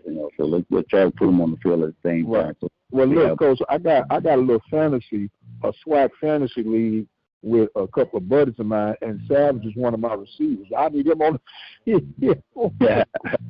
He look good. But like I said, it's going to be a game day type. I mean, all week, should I say, deal with him. Then it'll be a game day decision. Because again, just want to make sure he's healthy. More importantly, and don't hurt anything else. Because believe me, we got enough athletes to play that position that I really believe that we can go out there and not miss a beat. Kind of like we did Saturday. So who else? Connor should be back. Connor Wisham should be back as well this week. So again, now instead of the 3-headed monster, we got the 4-headed monster back there once again. So right. Well, you're hitting that final stretch. Some injuries are healing, and got the momentum going. Final home game of the regular season, Senior Day, always exciting for the seniors. And I'm going. I've been giving the crowd, TV Nation, a hard time all season. And I want to say this: it's still. I would have liked to see a stronger number, but this time around, at least from my observation, a very more involved crowd response throughout the gameplay, and I think that helps lift these guys in the heat of battle. No doubt. You can go back in history and look at game videos and all that. Yeah, and especially again if you watching or bench games, it makes a huge difference with the crowds and the fans. I know for sure a lot of times when we go to different places, their fan base be like just rowdy, man, and just saying things, being loud to where you can barely hear, the snap count, try to get you jumping offside and stuff like that. So yeah, I really would love PV Nation to be the exact same way, like this Alcorn coming up this weekend. Absolutely. Well, Coach, congratulations again. I want to give you some closing thoughts and comments for this week, sir, and the floor is now yours. Yeah, I'm just proud of these young men. We put the challenge to them as coaches to come out and set an identity, man. Talked about it all Friday night. How they're going to come out and play is going to really dictate how well we play the game. And, man, we came out, kicked off first, and shoot, they set the tone right then and there. And from that point, it was on throughout the whole game. And they played really, really well. And what I love about it, Mike, is that, they accepted the challenge, man. They were like, Coach, we got you, man. We got you like that. I thought, okay, let's go out and do it. So, again, if we do the exact same thing, duplicate it or get better at it for this week against another good team, it will be really satisfying to see. It's satisfying right now, even where we are right now, but just to see them continue to get on that stay on that winning streak will be just awesome, man. Again, I know it means a whole lot to these kids to finish out, with a winning record, and that's what we're striving for. And welcome back to the Yellow Mike Broadcast Network. Andre Davis alongside Coach Heist Northern. That was a head coach Bubba McDowell interview with yours truly, Dr. Mike Prince, as the halftime has concluded here from Blackshear Field, as the teams are getting ready to make their way back onto the field again. The Braves of Alcorn State leading this one so far by the score of 19-7. And it was pure dominance in that first half by the Alcorn State Braves, as they're leading the way in the stat category in yards so far. 192 yards in that first half for the Braves, Coach. It's just 81 yards for the Panthers in that first half. And we talked about penalties, 5 penalties for 65 yards for the Panthers and 3 penalties for 20 yards for the Braves in that first half. Well, it's hard to sustain drives when you getting penalties and you getting sacks or tackles for loss. So, like I said, that's something I'm pretty sure they went back to the drawing board in at halftime. So when you're not getting first down, it's hard to get yards. So it's just that simple. And you're not getting big plays because Alcorn's DBs are playing so far off. So you got to find a way to manufacture some yards some type of way, especially if you're not getting the big play. Well, Panthers are getting an opportunity here at the start of the third quarter, as Alcorn won the coin toss and received the ball first in that first half. So they'll be kicking this one, kicking from left and right.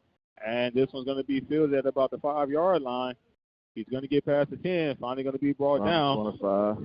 Near the 25-yard line. The other thing you may want to look for, too, is see if Prairie View maybe try some rollout passes so Alcorn will know the quarterback is going to be sitting 7 yards behind the center, so you can move him around a little bit. So when they do stunt, now you got the edge on a lot of those throws. Jaden Johnson went 8 for 18 for 63 yards and 1 interception in that first half, completing about 44% of his passes. Of course, he's been brought down 4 times here in this ball game. So to coach's point, we'll see how they mix things up offensively. Look like they're playing cover 4 to the field. Now you see the boundary corner backing way off. So it's going to be hard to hit them up top for some long plays because of how far they playing off. And a handoff to the running back on first down. He was still going. They had McDowell, but they're going to blow the whistle. He was still on his feet, but they blew the whistle. Yeah, it looked like they may give him about 3 or 4 yards. That's one thing the Panthers haven't been able to sustain in that first half is the run game. 14 attempts total for 18 yards on the ground for the Panthers in that first half. Specifically for McDowell, he had 4 carries for about 5 yards in that first half. So we'll see if they can get him going here in this second half offensively. He gained 4 yards on that first down, so 2nd and 10. And it's time Johnson to drop back to pass. He's been pressure yet again. He has a man downfield. And looks like he caught the pass as he was pushed out of bounds, but he's able to get 1 foot in down for a first down. Number 87, Ethan John, on a huge reception for the Panthers. Yeah, that was a great throw. Prairie needs to hurry up, go to the line of scrimmage because Alcorn is okay. They done moved the chains now. Panthers are trying to go got him. Yes, sir. We have a So to Coach's point, the Panthers are trying to go quickly, but Alcorn was able to stop the momentum as they burnt the timeout on that play. So, like I say, normally if it takes a long time, that means they got to find out what was the previous down and distance, how much time was on the clock, was the clock running, all that type of stuff. So it'll go back to an incomplete pass at the previous spot. But it looked like he may have got 1 foot in, but we'll see. Looks like he was able to. So they not even reviewing this. No, sir. They just call a timeout. Yes, sir. Yeah, Alcorn just called a timeout. I thought they called a timeout to get the play reviewed. So it looked like they still trying to get the play reviewed.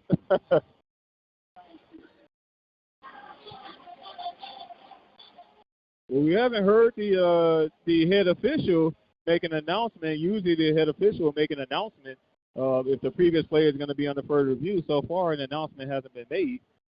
They got the ball spotted right at midfield. But to Coach's point, it may be trying to review that last play. And it looks like John was able to drag that right foot in bounds. It was a great effort by John, because the ball was kind of high, and he was able to go up and get it, and he attempted to drag that right foot. He was throwing that one while he was backing up, so that's just good accuracy right there. And Johnson was actually pressured yet again on that last play. And to your point, he threw it off his back foot. He wasn't able to get his foot set, as Alcorn State Braves have been bringing the pressure on Johnson so far here in this ball game. Yeah, it looks like now they have a TV timeout, but normally if it was a challenge, the referees would be right in this area. I know some schools, they have a booth that they go to for play review. And while we still have a break in the action, I want to remind all of our listeners that if you would like to become a listening partner, you can do so today by visiting the website at obnradio.com. Again, that's obnradio.com. Click on the donation button and make your secure donation today. And any donation here at the Upper Mike Broadcast Network will help us with our expenses as we continue to bring you live and delayed sports coverage throughout the Southwestern Athletic Conference. And again, it's only on the Upper Mike Broadcast Network. And be sure to listen to the Mike Prince Show daily by subscribing to our YouTube channel at the Upper Mike Broadcast Network.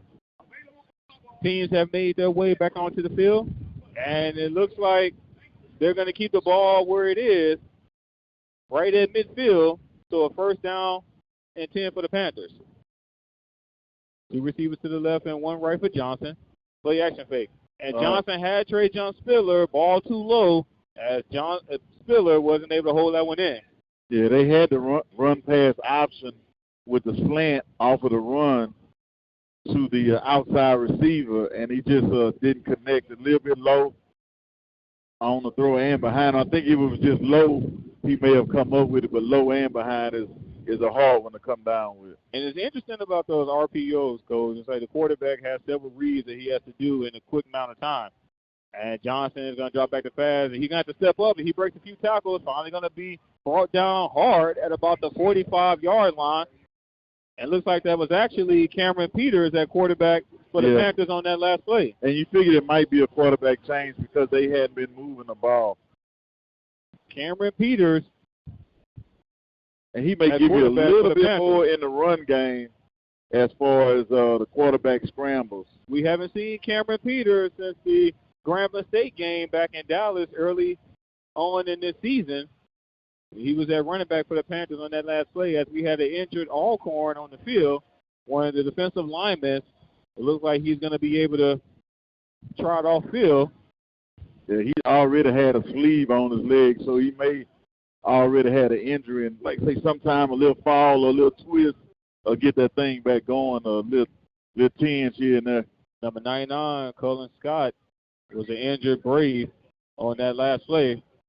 So the last run by Peters is going to put this third and manageable for the Panthers. 3rd and 5. Ball at the 45-yard line with 13:20 to go here in the third quarter. Peters going to have 3 receivers to the right and 1 left. Peters drop back to pass. He's been pressured as well. He's going to step up, and he'll just keep it himself. He has some rules. He's trying to hurl over the defender. He's going to be brought down. Only gains about 3 yards on the play. Going to be about a yard or so shy of first down. As we have another injured Brave down on the field, as Cameron Peters was also pressured yet again on that play. He tried to pick up what he could get. And as we mentioned before, Coach, you know, it's definitely no secret that the Panthers haven't been able to move the ball offensively. But as we mentioned, the amount of pressure that Johnson has been receiving so far in this ball game, and Peters is experiencing some of that pressure here on this drive as well. But Peters gives you a little bit more than the quarterback run game. Like I say, it's some simple solutions, yes, but every solution has a negative to it pretty much. So if you quick set, then the speed rush, and they Alcorn has some pretty good speed rushes. If you deep set, then they're going to pick on you. You're going to have to set so deep that it makes it hard for the quarterback to throw. The quarterback, he's got to slide up in the pocket once he gets to his depth. But like I said, they just having the blues right now trying to figure out what to do. Like I say, pick your poison on your pass protection. But the only other solution is move the pocket on some sprint outs. But if that's not built into your offense, then you can't just say, let's draw it up on the sideline right now, and this is what we're going to do. Yes, sir. And while we have an injured timeout on the field, we'll take a timeout and come back with more action right here at the Upper Mike Broadcast Network.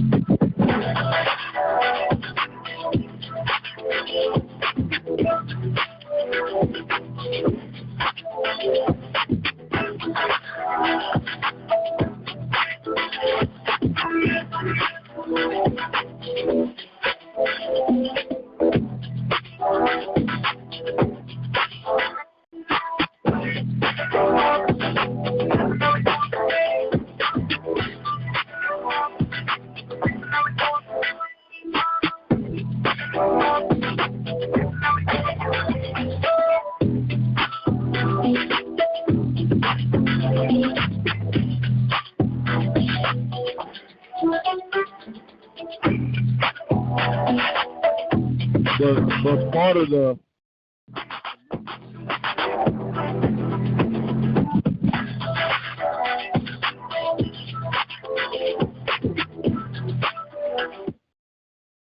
And welcome back to the Upper Mike Broadcast Network. 3rd and 1 for the Panthers. And a handoff this time to the running back, and he'll keep his legs moving. He'll have enough for a first down to make him down on that carry for the Panthers. That's a good job. They showed speed sweep, so that makes the linebacker step out and, like I say, make a move outside to run straight at him. Panthers now with a fresh set of downs inside Braves territory, something we haven't seen so far here in this ball game. Cam Peters remains the quarterback for the Panthers, and he'll have an empty backfield setup. He's in the receiver in motion. A quick throw to Kobe Cavill, but he's going to be hit immediately in the backfield. He'll lose several yards on that play. You got to have better blocking by the receivers outside. Like I say, they knew when the ball was snapped, that's where the ball was going. And those guys from Alcorn just attacked. So don't be surprised if you see that same motion with either a double pass or fake the screen, and then you got a delay go route off of that. But one of the things that we're noticing here defensively by the Braves, they're reading any of these pre-snap plays, they're reading them very well before the play even gets started. Yeah, they play a very attacking style of defense. If you're a linebacker, you should love playing in Alcorn's defense. And Peter's going to be pressured yet again as he lets this ball go, and it's going to be incomplete. As he was trying to hook up with Trajan Spiller in the end zone, wasn't able to get it to him. You got to adjust for the wind. If he adjusts for the wind, that ball comes down. But once again, that's the example of what a double move gives you. And he looks like he realized he needed to adjust, but he realized at the last minute, if he was able to realize his adjustment about 5 seconds sooner, we might be looking at touchdown on that last play. Yeah. That last incompletion is going to bring up 3rd and 13 for the Panthers. Ball at the 36-yard line. That incompletion does stop the clock with 11:33 to go here in the third quarter. The tight end has been a safety blanket right in this on these types of plays. Yes, sir. Work in the middle of the field. Ethan John, number 87, as he's trying to hook up with James Burns. Wasn't able to get it to him. Kind of threw it on the back shoulder. And Burns had to try to turn half his body to make that catch. Yeah, just a little bit of timing off. Footwork once again, and that was part of his problem earlier. He's trying to throw it a lot with his arms and not getting his shoulders and feet set. So you're going to end up with a lot of throws either behind people or it's going to be behind them or low most of the time when you don't have your feet set. So the field goal unit comes onto the field. Should be about a 52-yard field goal attempt. No, we got the leg field goal attempt. Galero Garcia, as this kick is in the air and it's going to be short. Yeah. No good. He didn't hit that one very good. You could, by how fast it was spinning, you could tell he got under it way more, and it looked like the hole was leaned a little bit more back to him as well. And it's definitely the distance that Garcia has in his bag, no doubt, that we've seen, especially for this 2024 campaign. Wasn't able to get all that one under that kick. Yeah. So a fully empty possession for the Panthers, as the Braves are going to have their possession at about the 36-yard line, moving from left to right and heading to the south of the end zone. And this is the formation I don't like to see all because they have so many plays off of this, the RPO game with the screen and all that off of this. A handoff to the running back, Sewell. Has nowhere to go on that play as he was stopped immediately.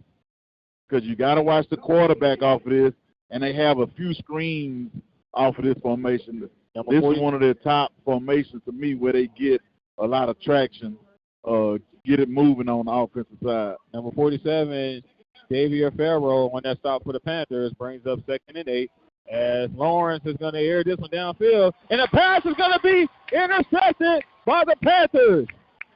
Got another kid. And the thing about it, like you say, he had a guy open, but throwing into the wind, that ball hung up there for the safety to make a play. So now his second interception thrown in this ball game. The backup quarterback, Trey Lawrence, throws another interception, and Kevin Davis reached the benefit on that last play. You just got to hope he throws one of those interceptions that turns into an immediate touchdown like last week. So now that's two takeaways so far defensively for the Panthers here in this ball game to get a ball back to their offense yet again with another opportunity to put some points on the scoreboard. And they got a 4th down stop too, so that counts as a takeaway in my book. Fourth down stop, 2 takeaways. They've been getting off the field on 3rd down so far here in this ball game. Ball at the 25-yard line for the Panthers. Panthers moving from right to left. 3 receivers to the left and 1 right. Peters looks left, throws left. Pass is going to be complete. Ball down near the 40-yard line.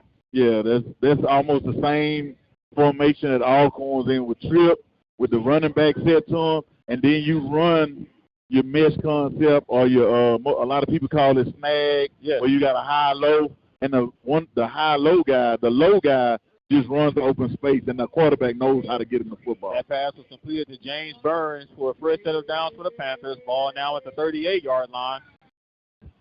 Johnson's going to have 2 receivers to the right and 1 left. Peters. And Peters going to look right, throw right. He finally hooks up with Trey John Spiller on the right side of the field. Pass will be completed near the 1st down marker. And then you see they have a big cushion, so they knowing from the press box that those guys are playing off. So let's take that, see if we can make them come up, and then we'll go over the top. And that'll open up the run game, too, because they'll go back to some cover 4 stuff. And speaking of the run game, Panthers go with a run on 1st down, but the Braves was right there waiting for him. Scooter Adams on the carry for the Panthers.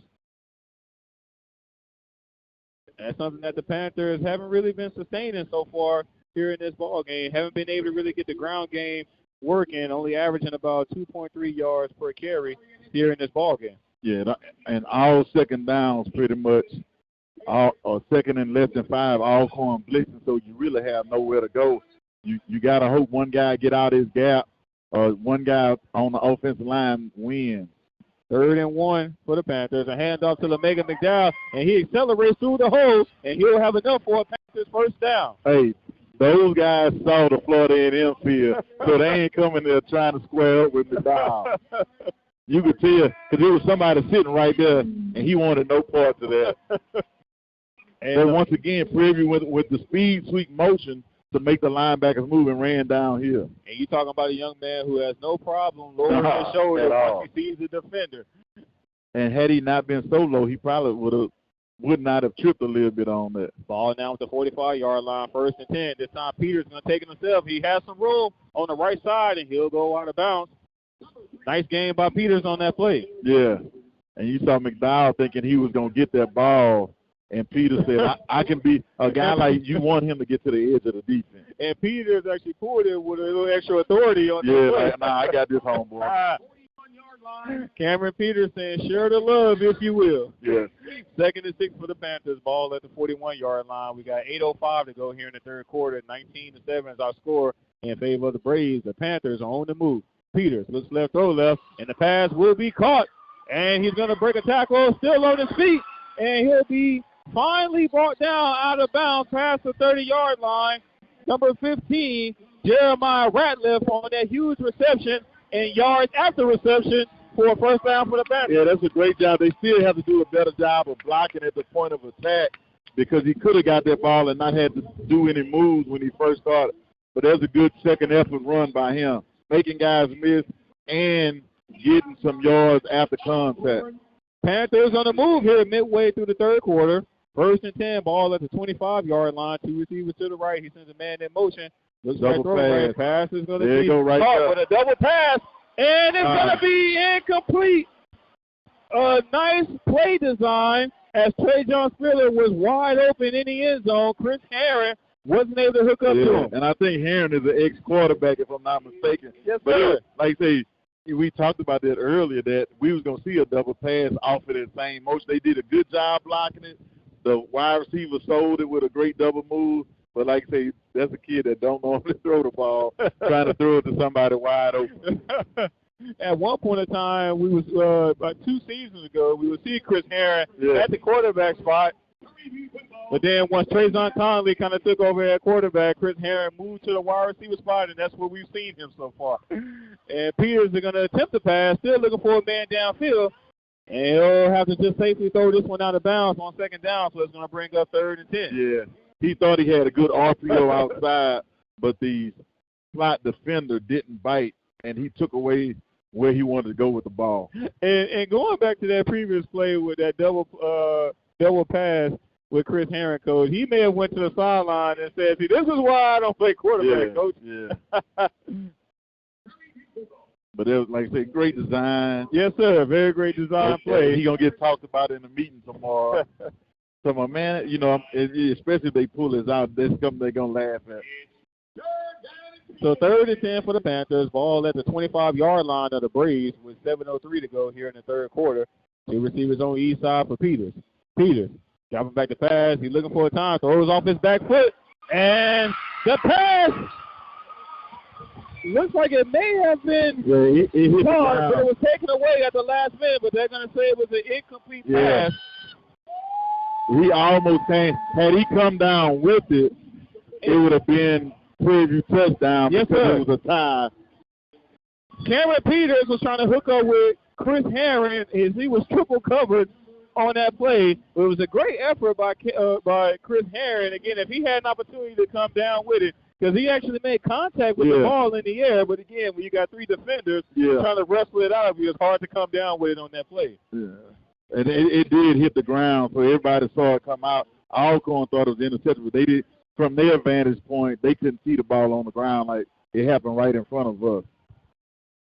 So a 40-yard field goal attempt as Garcia attempts this field goal, and it is good. So 19-10 is now our score, still in favor of the Alcorn State Braves, with the Panthers able to add 3 additional points on the scoreboard. Of course, if you're Panther Nation, you wish you would have 7 points on that. Yeah, because that would make it a one-score game. What's up, buddy? That make it a one-score game. Yes, sir. And then all they need is, a field goal. Yeah. Yes, sir. So with 6:48 to go here in the third quarter, we'll take a break and come back with more action right here at the Open Mic Broadcast Network.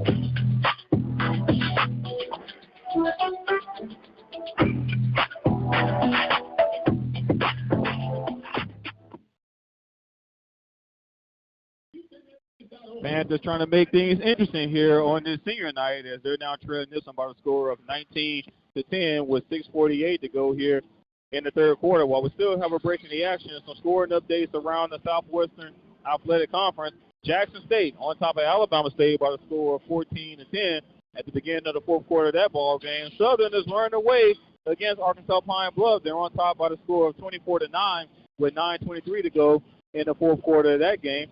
Texas Southern have now taken the lead against Bethune-Cookman 17-7 with 9:01 to go in the fourth quarter.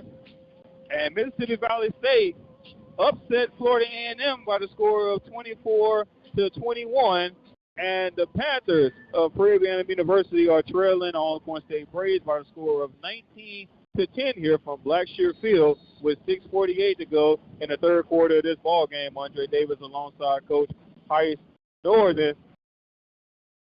And again, the Panthers offensively, Coach, looks like they was able to sustain some momentum as we're still waiting for this kickoff to happen. As they're waiting, as they're trying, the ball keeps falling off the tee again. The wind they give you 2 tries. After 2, they'll make you bring another guy off the kickoff team to hold the ball. But a lot of guys, they don't like to put that hand down. Definitely know that feeling. I was at a high school game last night. And the kid that was the holder just let go of the ball so his hand wouldn't get kicked. Looked like Charlie Brown and Lucy.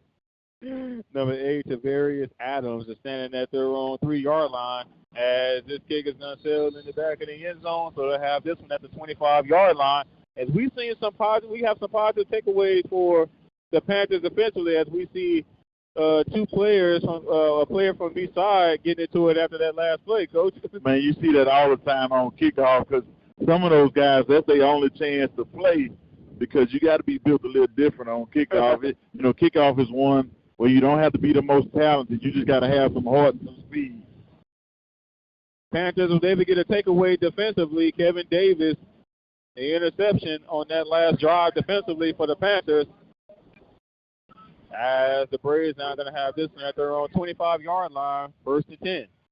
So the handoff to the running back, number 14, and that he's going to be brought down at the gain of about 3 yards on the play. Anthony Williams Jr. on the carry for the Braves. Good job by the safety up top coming down, getting in the mix to make a tackle.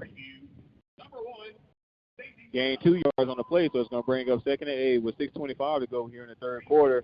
Yeah, as soon as he saw that wing back block, he came up and made the play. 2 receivers to the right and 1 left for Trey Lawrence. Double edge blitz right here. And another handoff to the running back Williams, and he's going to be brought down immediately at the gain about another 2 yards on the play. And had that guy not made the tackle, that play was going to go for a lot longer.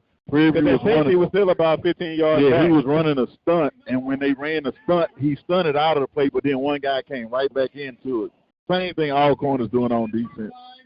2 receivers to the right. It's a big down right here for the Panther defense. Definitely a big down for the Panthers, as they've been able to get off the field for the most part here in this ball game. As the Braves are 3 for 9 on 3rd down. Good job. Looks left, throw left, incomplete pass. So, like I say, you see once again they try to go back to the screen into the boundary, which they had some success with, but that cornerback was all over that. Let's see if we can get another house call right here. Yes, sir. As 4th down is coming up, punting units have made their way onto the field. Panthers defensively get the job done by getting off the field on 3rd down, something that they've actually been doing so far here in this ball game, and they displayed it yet again defensively on that last drive. As it looks like we have a late man coming in for the Panthers defensively. As this one is off, as he'll just safely get away from it, Kobe Cavill, and this official going to be marked down at about the 35-yard line. Yeah, those return guys going to have to adjust because you don't want the ball hitting the ground. So just say if the guy's punting to the scoreboard, you may tell him line up 30 to 35, and when he's punting to the field house, you may put 40 to 45 on there to keep that ball from rolling. Yes, sir. So in that first half, Coach, it was a huge gap in terms of first downs between the Braves and the Panthers. The Braves are actually leading in the first down category, but it looks like the Panthers have actually closed that gap so far here in this third quarter. 10 first downs for the Braves and 9 first downs for the Panthers. And they received a lot of those first downs on that last drive offensively. And that's why they changed quarterbacks, just to get a little spark sometimes. Cameron Peters remains the quarterback for the Panthers here on this drive offensively. 2 receivers right and 1 left. He looks right, throws right. He has James Burns. Pass is going to be called near the first down marker. Man, that dude gets so much respect. It's not even close to how far that guy's playing a first down off. And they brought 8 back in the game. Like I said, we talked about they have him listed as 5'9", but if he listed as 5'9", he probably 5'7". 5'7". 5'7", but probably runs about a 4.240. 2nd and 8 for the Panthers. Ball at the 43-yard line. Hand off to the running back who has a wide open gap still in his feet. He's going to be brought down at about the 35-yard line. A huge gain in the first down for the Panthers. And Chase Bingham on the carry on that play. Hey, man, you got to like Bingham, man. Yeah, that didn't look good. That's probably more friendly fire than anything. We have an injured Alcorn on the field. It appears to be number 5. Kobe Towns, the defensive back, is down on that last play. It was a huge run by Chase Bingham on that last play. And it appears that, even though offensively the Panthers haven't been able to sustain the run game so far, it looks like they may have been just kind of setting things up with the pass as he had a wide open gate up the middle. And that's the same thing they did against Florida A&M. You get some passing yards, now you make them go cover 2. But then the other thing, Preview went to the double stack receivers way wide. So now that makes Alcorn's defense pull some guys out of the box. And if one guy's out of place, and now you have to respect the run of the quarterback too. So that's going to create another running lane. When you got to defend all 11 people, it's not like you have a quarterback back there that's is going to hand the ball off. You got Peters back there. He liable to pull it at the last second. Which he did on the previous drive. And they'll be getting their fights on ready for the Panthers over there. Yes, sir. But while they tend to Kobe Towns, the defensive back, we'll step aside and come back with more action right here at the Open Mic Broadcast Network.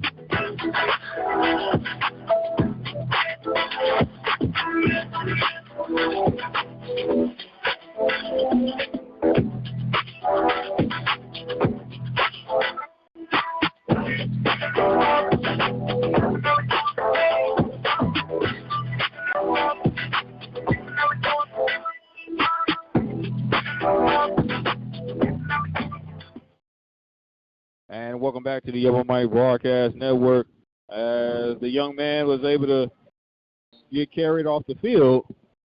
Likely not a good sign that he'll be returning to this ball game as the teams have made their way back onto the field.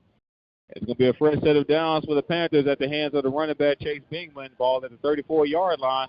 And pass going to be caught to the tight end for a solid play.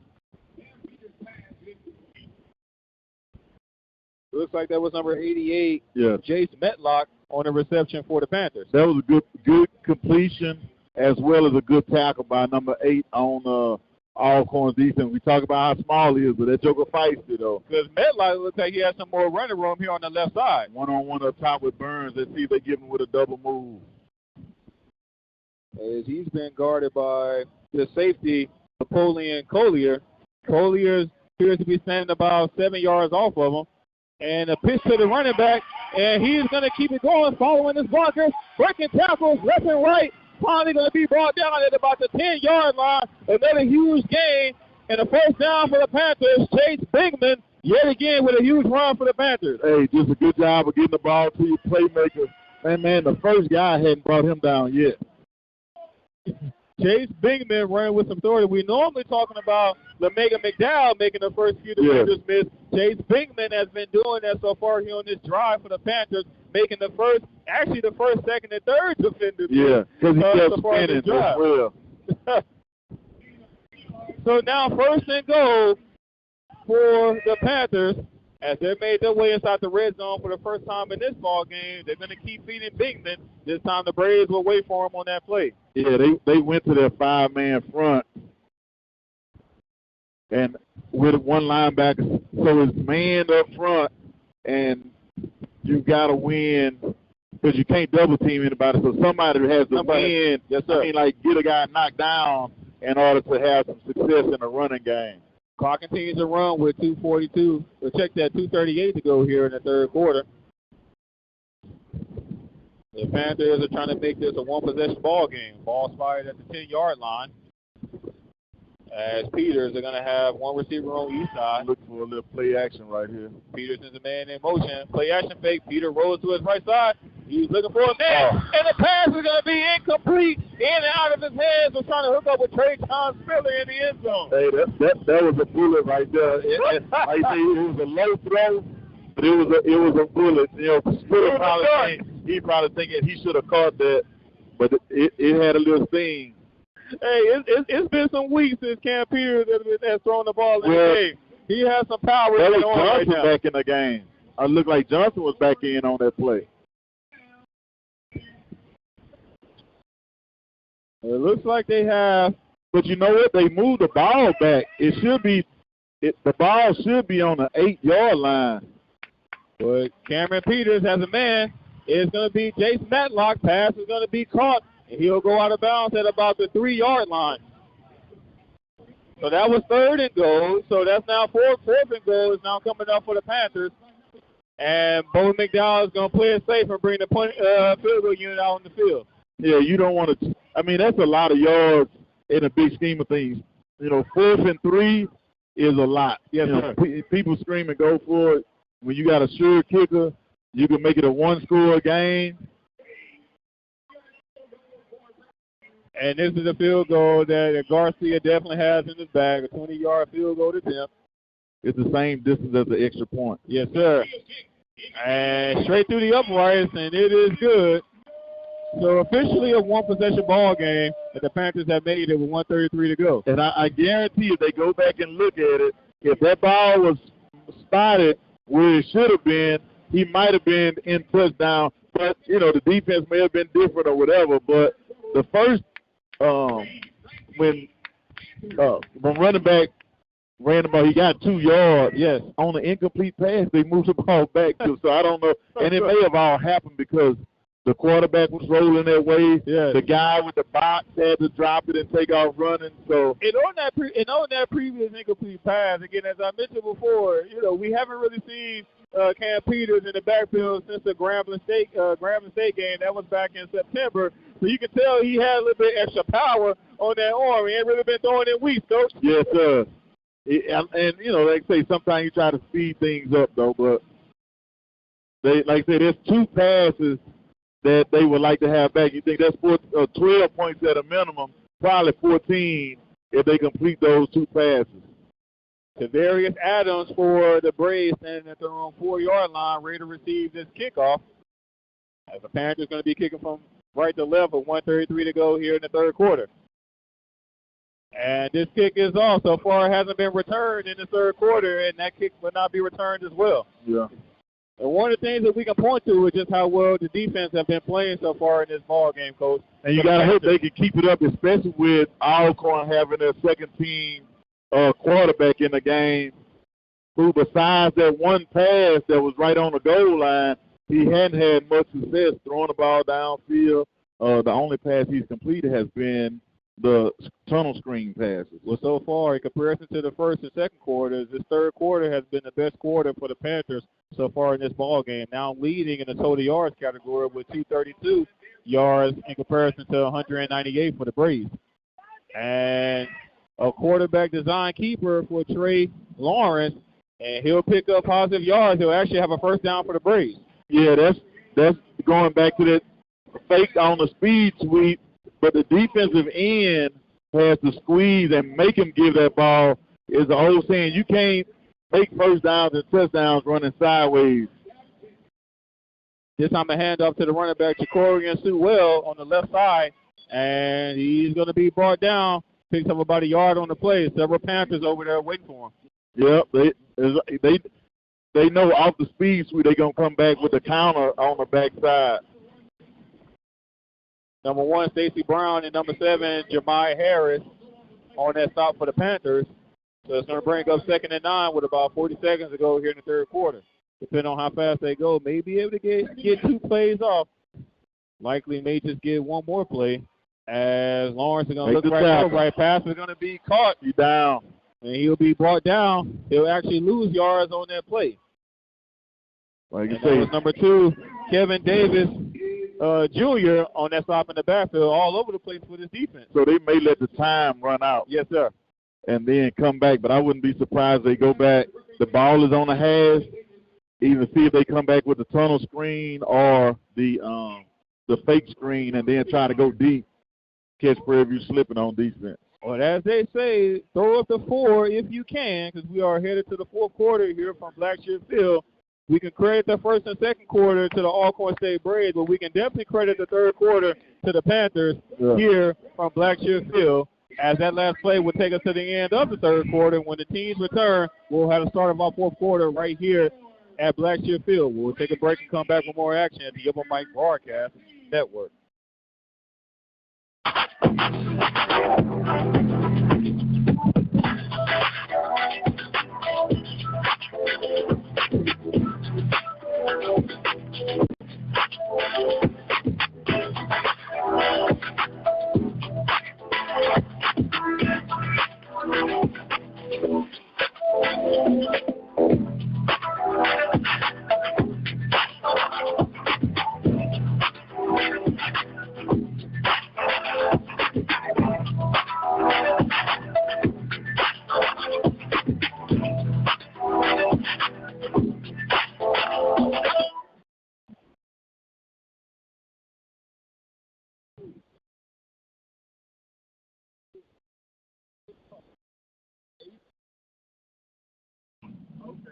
Look, they've been up about 200 yards a game.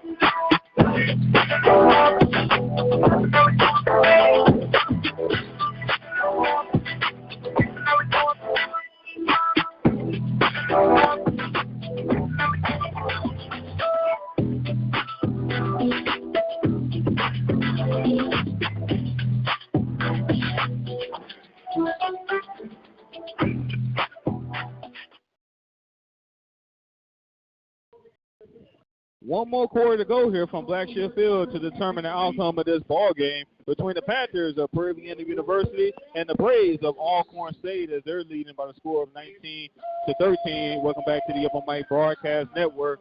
Teams have made their way back onto the field. It'll be 3rd and 11 for the Braves as Trey Lawrence is attempting to pass on the left side, incomplete, as the Panthers had everything covered and Trey Lance just had to throw it up for a miracle on that play. He had a guy open early, but he had pressure, and he was trying to fade to his right or to his left, and it's hard for him to reset. But, hey, that's what happens when you have a backup quarterback in. You can sit back, and like you say, you see Prairie not playing man-to-man. We talked earlier. Play some zone, make him figure it out. And so now 2 drives in a row, the Panthers are able to force a 3-and-out on defense and get off the field as the punting units have made their way onto the field as Toby Cavill is standing at their own 37-yard line. As this point is off, and it takes a nice Alcorn bounce yet again as it goes out of bounds at about the 11-yard line. It's talking about you got to make that adjustment. So if you think the ball hit around the 40, 35, and there's 2 more first downs that you have to get in order to get a touchdown. Yes, sir. But once again, defensively for the Panthers, getting off the field on 3rd down, as the Braves are now 3 for 11 on 3rd down so far here in this ball game, so right around 27% overall. And I don't expect that to improve, especially if the Panthers can shut down the running game. So now we're going to see if the Panthers offensively they capitalize. They capitalized with 3 points on the previous drive. We'll see if they can get in the end zone here on their next drive with 14:43 to go here of the 4th quarter. Their first possession of the fourth quarter here in this ball game. As Cameron Peters is going to have 3 receivers to the left and 1 right. Chase Bingman remains at running back as we have some movement on that front line for the Panthers. He's going to back them up 5.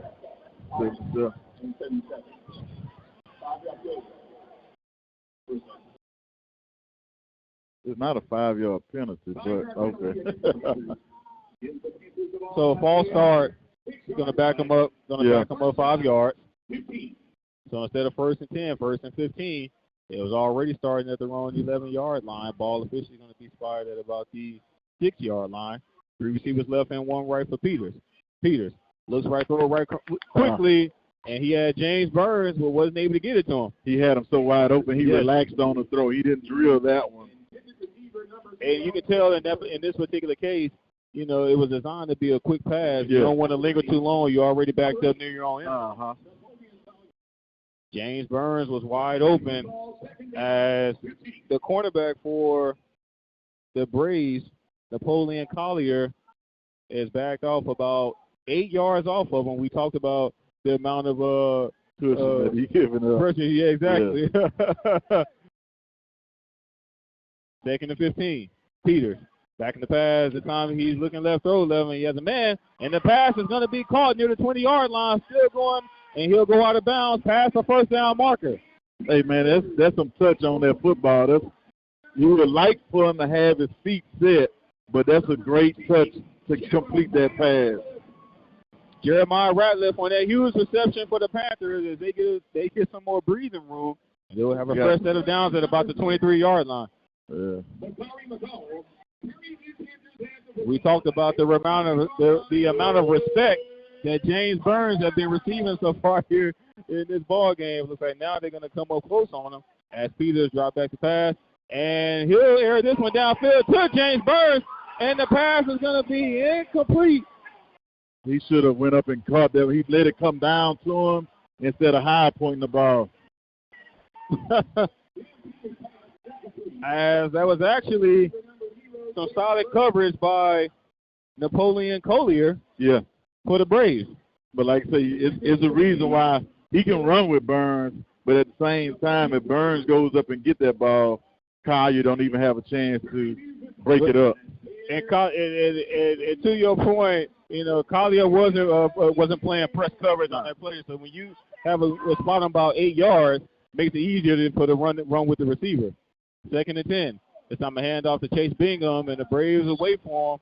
Like I say, every time it's 2nd down, they pretty much run blitzing. Malachi Bailey, the linebacker on that stop for the Braves. And that's one of those ones where Peters probably wish he had pulled it and then got back down here. 3rd and 10 for the Panthers, 13:38 to go here in the fourth quarter. As Peters going to have 2 receivers to the right. Chase Bigman remains in the running back for the Panthers, pistol formation. See if you get it to his tight end coming across the middle. Play action fake. And Peters rolled to his right side looking for a man. Incomplete, trying to hook up with James Burns as Peters was pressured on that last play by number 10, Aquatic Ross. Wasn't able to hook up with James Burns. That's going to bring go 4th down. Good pressure. Thought he was going to be able to get outside the pocket and complete the throw, but couldn't get enough on it. Had the receiver coming open late. So punting units out there on the field. Number 3, Omarion Blake, standing at their own 40-yard line.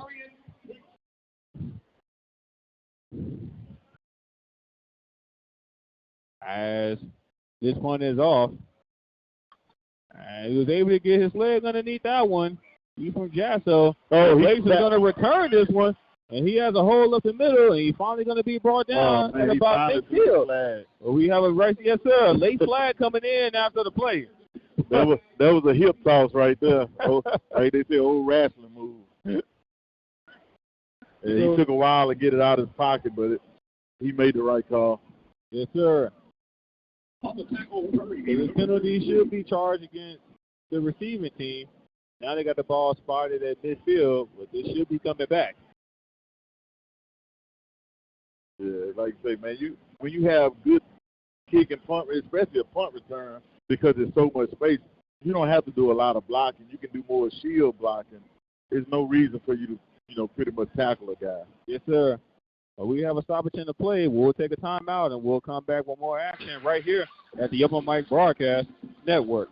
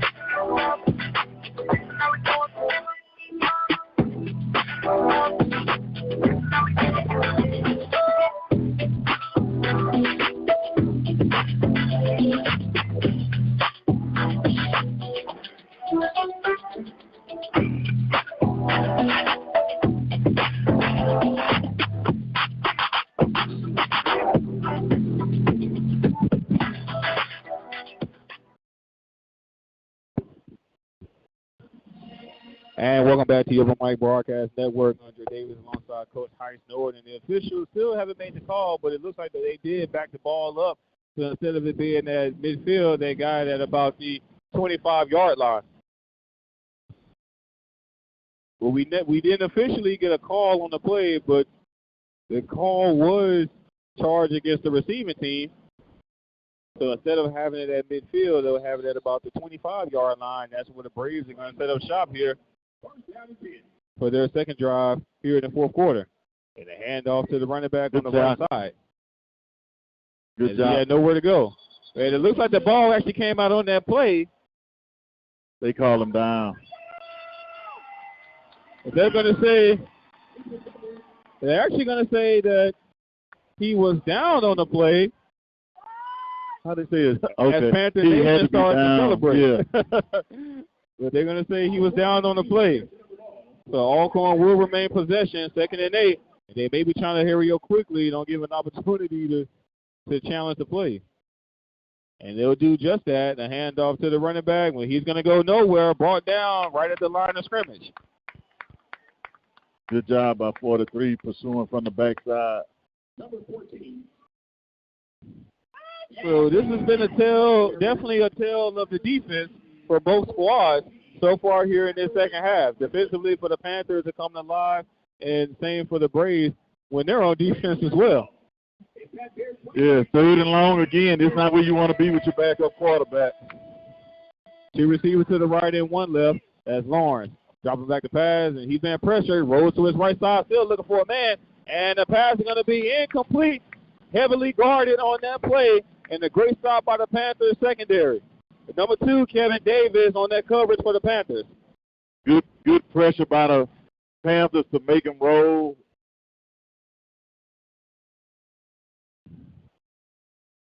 As that last play will stop the clock with 11:40 to go in the fourth quarter, as the punting units have made their way onto the field. So once again, for the 3rd time in a row defensively, the Panthers are able to force a 3-and-out, try to put their offense back on the field, Coach. That was a great ball.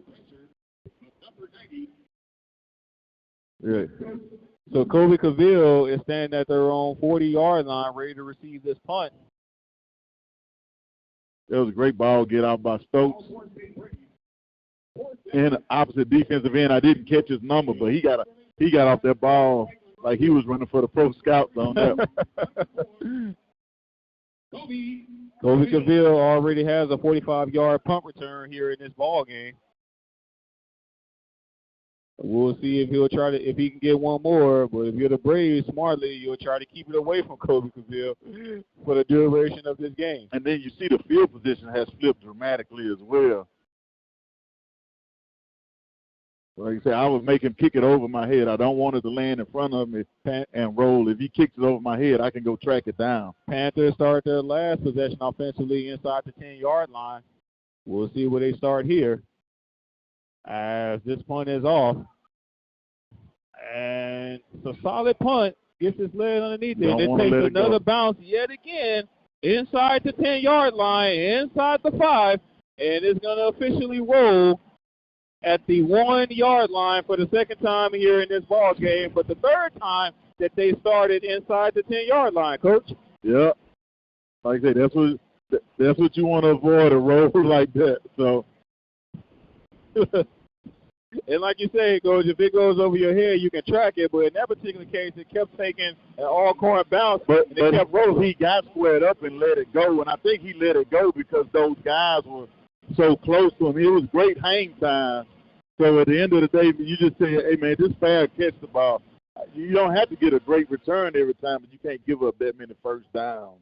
And you put your offense in a bind and have to try with the entire length of the football field. Yeah. Yes, sir. While we have a quick break in the action, I want to remind all of our listeners that following the conclusion of this ball game, you can join us for the 1876 After Party Post-Game Show, where yours truly, Dr. Mike Prince, will break down the good, the bad, and the ugly of today's broadcast. And you can do so by listening live. All you have to do is dial 857-777-0000. The number again is 857-777-0000. And it's the 18 after 6 After Party Post-Game Show. And also, be sure to join us on Saturday mornings for The Zone. We cover the SWAC and much more each week at 9 a.m. Central Standard Time. And again, if you are out there listening and if you enjoyed all the content here at the Upper Mike Broadcast Network, you can become a listening partner today by visiting the website at obnradio.com. Again, that's obnradio.com. Click on the donation button and make your secure donation today.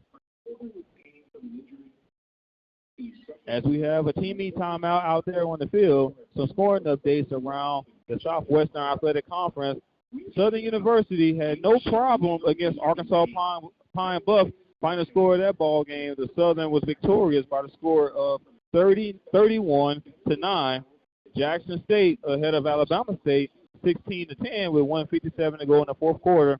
Texas Southern ahead of Bethune-Cookman 17-14 with 53 seconds to go in the fourth quarter of that ball game. And again, if you didn't hear the news, Mississippi Valley State was able to get their first win of the 2024 campaign against Florida A&M. They went on the road to Florida to defeat Florida A&M by the score of 24-21, and the Panthers of Peruvian University are trailing here at Blackshear Field by the score of 19-13 here in the fourth quarter with 11:23 to go.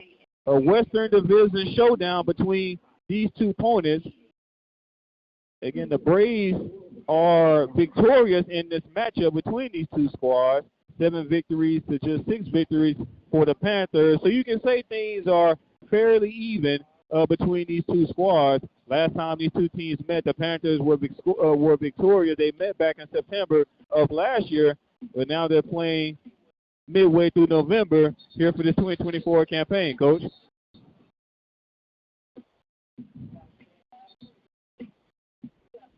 As the teams are making their way back onto the field, again, the Panthers are going to have this possession at their own 1-yard line for the second time here in this ball game, but the third time here in the second half that they're going to be starting their possession inside the 5-yard line.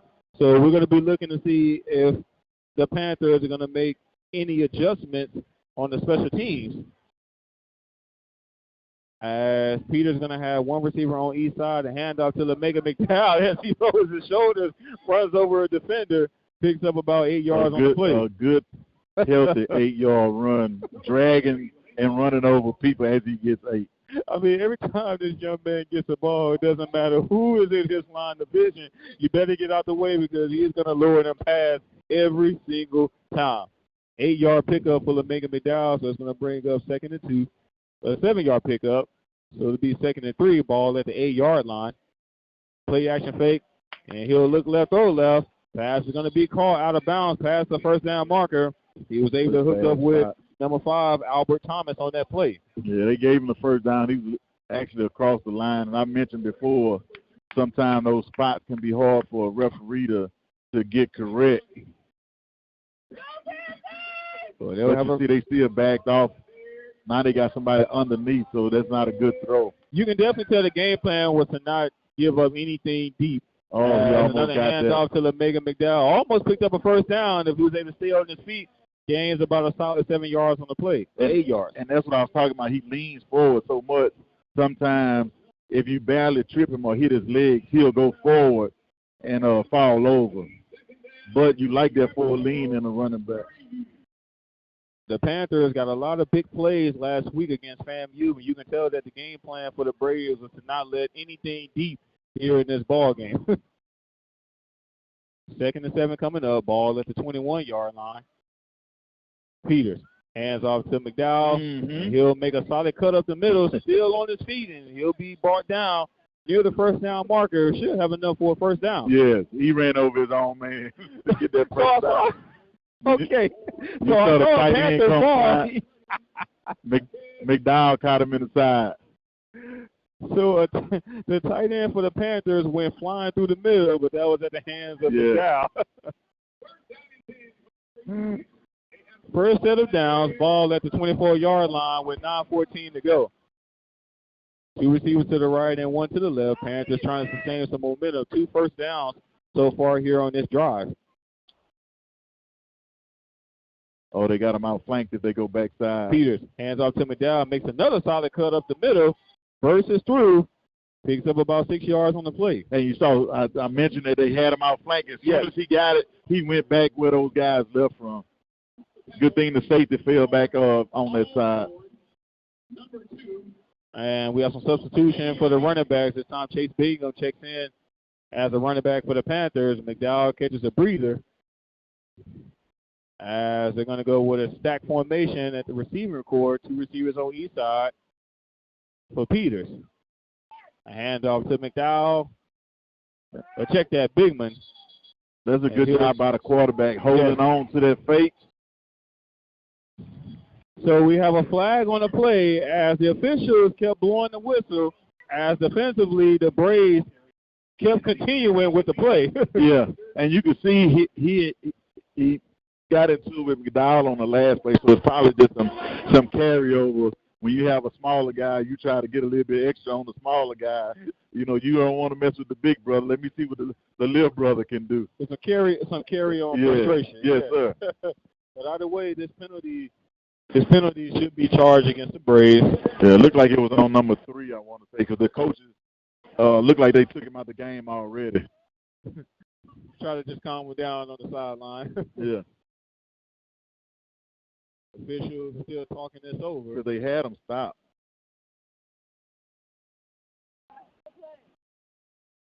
Looks like the head official's mic is not working.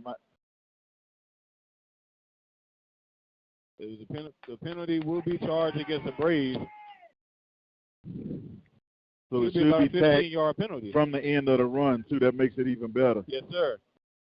It will be a personal foul penalty, 15 yards, charged against the Braves. So they'll have this possession at about the 46-yard line, 47-yard line. And that's where they'll have a fresh set of downs with 8:16 to go here in the fourth quarter. And a stoppage in the play before the play was able to get going. Well, the referees were not ready for play. The referee didn't blow the whistle with some conviction. Right. So it should be 1st and 10 still. Yes, sir. Looks like the clock was still going, even though the official had blown his whistle. Well, it should have started back. Yeah. So they may have to adjust the game clock. Yeah, it should have started on his ready for play, but on the ready for play, they snapped the ball. Yes, sir. Now you see, now they ready to go. adjusted the back game clock, so the play officially will start. Clock continues, the clock runs with 8:10 to go. As Peter's going to have 3 receivers to the right. Chase Bigman is still the running back for the Panthers. Ball at the 48-yard line. And the handoff to Bigman. And he's going to be met in the hole by a host of Braves on that play. Yeah, they telling Peters he should have pulled that one because nobody's outside on that one. Especially now this one might be even a better play to pull it because 9 times out of 10 they're going to blitz off of this side. Yes, sir. It appears that the Panthers have several receivers out wide just trying to widen some things up while attempting to run the ball. So now Peters is going to have 3 receivers to the right. Now the receivers are kind of coming in close. They were out wider near the numbers on first down. Now they're kind of in close near the hash mark. And another handoff to Bigman. Peters didn't pull it. He kept it. He let Bigman carry the ball on that play. Picks up positive yards. It's going to bring up 3rd and about 6. Look like we had a big guy from Prairie cramping up down there as well. One of the offensive linemen for the Panthers was down on that last play. So they need to reset the play clock. Well. That was number 69, Darian Collard, the offensive lineman for the Panthers. He'll have to limp off the sideline. There's a lot of weight to limp on. A lot of muscle, a lot of weight coming down on those legs, Coach. 3rd and 6 for the Panthers. A huge 3rd down coming up with 7:06 to go. Ball right at midfield. 2 receivers to the right and 1 left for Peters. Peters sends Bigman in motion. And he'll step into the pocket, has a wide open hole, and he will go down. And it's going to be a personal foul. Yes, sir. Flag comes on the play as Peters goes down, and he was hit hard as he was sliding down. Flags come in. Should be another personal foul penalty charged against the Braves. Yeah. They hit him during the slide, so depending on where it is, it may be half the distance to the goal, or it's going to be a 15-yard penalty. That'll be the second personal foul. It would be. So it might be half the distance to the goal because it. Yeah. Yes, and this is if they get a touchdown, it's going to be a 99-yard drive. Yes, sir. Panthers start at their own 1-yard line. See if they can finish it on this drive. And you got to think it's 4-down territory with this amount of time left in the game. Well, the Braves spotted the Panthers 30 yards on this drive. But as the old saying goes, you'll take it any way you can get it. First set of downs as Peters is going to take it himself. Be a hole. And he's going to be brought down in the backfield. We have another flag on the play. Flag came from the back judge. It's definitely going to be a hold. He was on top of the guy. Then he got up and, like my son's baseball coach said, you get up with the waiter's hand. You're walking like what I do? You tackle the man, basically. And that's what usually McDowell never works, Coach. Yeah, that's what Coach McDowell's talking about. You can't have a drive killer. They've been able to run or throw the ball on this drive. Yes, sir. That was a great call at quarterback draw. It's the same thing that Alcorn did earlier. They motioned to empty and then ran a quarterback draw. So that's a great job. Holding penalty charge against the Panthers, backing them up 10 yards. So that ain't bad.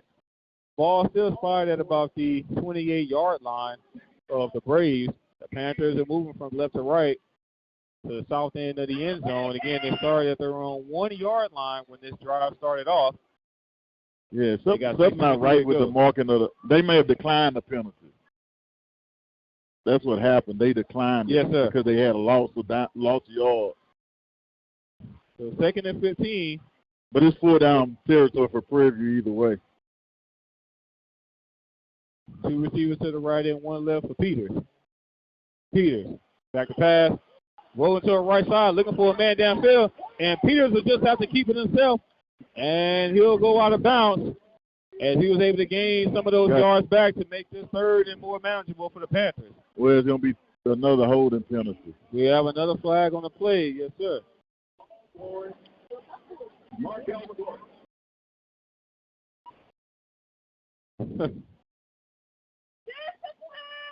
So another penalty on the play, likely charge against the Panthers. Oh, my God. Backing them up 10 more yards. The Panthers are going in the opposite direction here as they made their way inside Braves territory. Ball officially now spotted at about the 37-yard line. They'll repeat 2nd down, 2nd and 24. We have another stoppage in the play. Looks like a timeout on the field. Yeah, they trying to get one of the players from Alcorn composed over there. That joker done took his helmet off and snatched it and all kind of stuff. So, and then it looked like on the Prairie View side, they fixing the referees mic. They might have had to go get a backup set or something like that. Yes, sir. So timeout on the field. We'll take a timeout as the Panthers are trying to take the lead for the first time here in this ball game. They'll have 2nd and 24 when the teams make their way onto the field. We'll take a break and come back with more action right here at the Open Mic Broadcast Network.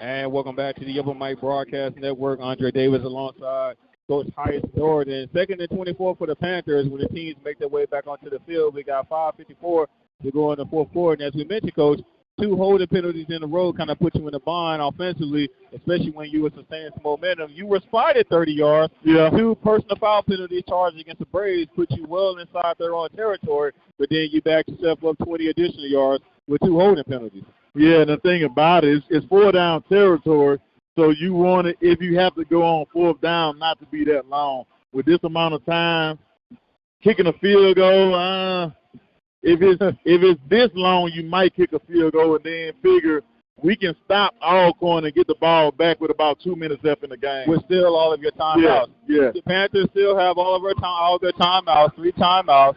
Kicking a field goal would be the worst situation for the Panthers. Of course, you would like to score a touchdown to officially give yourself the lead, of course, with the extra point.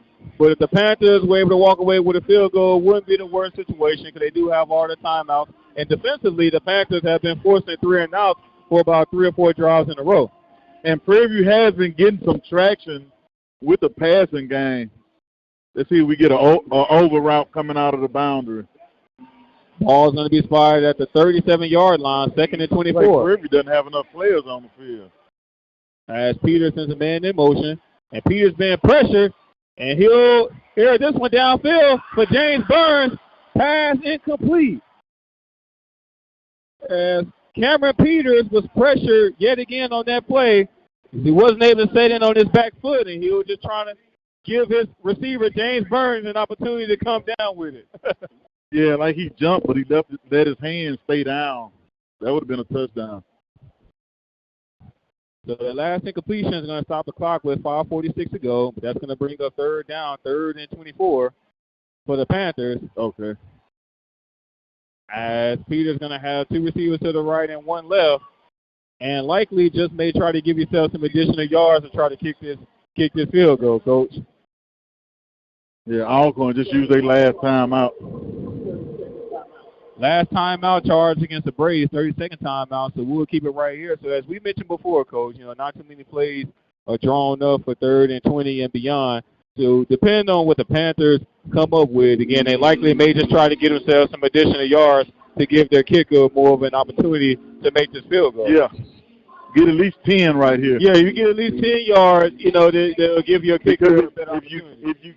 Even if you don't get it, this is a situation on the field where you may say, I'm still treated like it's 4th down territory and maybe get a pass interference call, because if you punt the ball and it goes in the end zone, all you're getting is 10 yards out of the play. Yes, sir.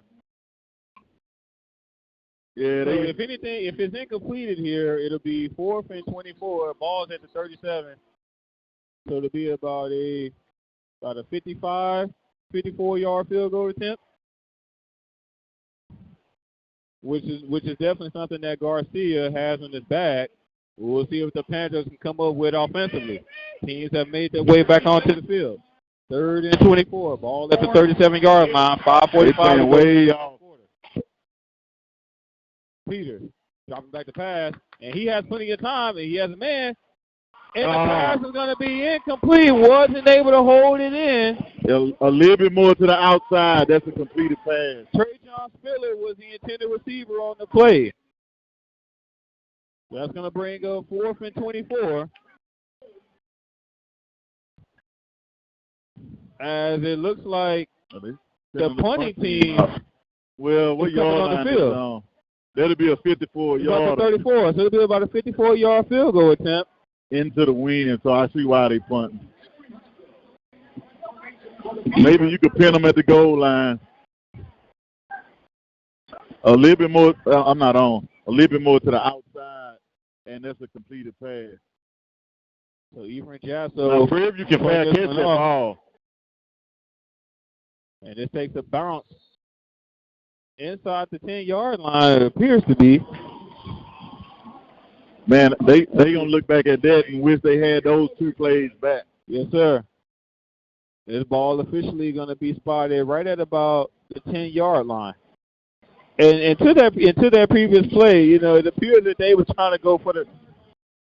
On that previous play, it looks like they were trying to go for the gusto on that last play as opposed to trying to get some positive yards. If you get 10 yards on that play instead of a 54, it's now 44 yards. Yeah, still into the and win. he probably was going to get it because they moved Spiller from the short side of the field to the wide side, and they had him with the shorter DB. But like I say, when the throw was back inside, that threw everything off. Yes, sir. Because if he catches that ball, that kid probably not going to tackle him. 1st and 10 for the Braves. They're heading off to the running back when the Panthers are waiting for him. Gains no yards on the play. All right, nope. Can't have any defensive penalties right here. No defensive penalties. 4. As the clock continues to run, he actually gained 1 yard on the play, so 2nd and 9. We got 5:08 to go here and counting. And likely the Braves are going to try to milk as much time off the clock as they can here on their drive offensively. I would be surprised if they throw the ball at all, even on 3rd down. They may, Coach Thomas is a defensive head coach, so he may just say, I'm not going to let my offense and my young quarterback lose it for me. I'll ride my defense. 2 receivers to the left and 1 right. As Lawrence is going to hand off to the receiver. It's a jet sweep. He goes absolutely nowhere, brought down in the backfield on that play. Great.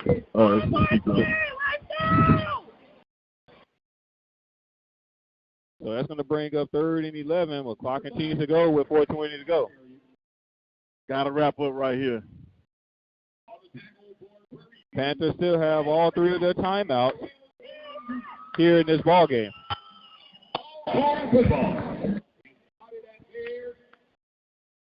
As PB Nation is trying to come alive to will their Panthers to a victory, Coach. Yeah, we sitting right behind the family section, and the Silvers family is definitely involved in the game. Got to delay a game, so it's going to be half the distance. Yes, sir. So delay a game, half the distance to the goal line, backing them up 5 more yards. And that's one of those things that happen with a young quarterback. Remember we talked about earlier about finding out where the play clocks are. Yes. And he should have seen that the play clock was low.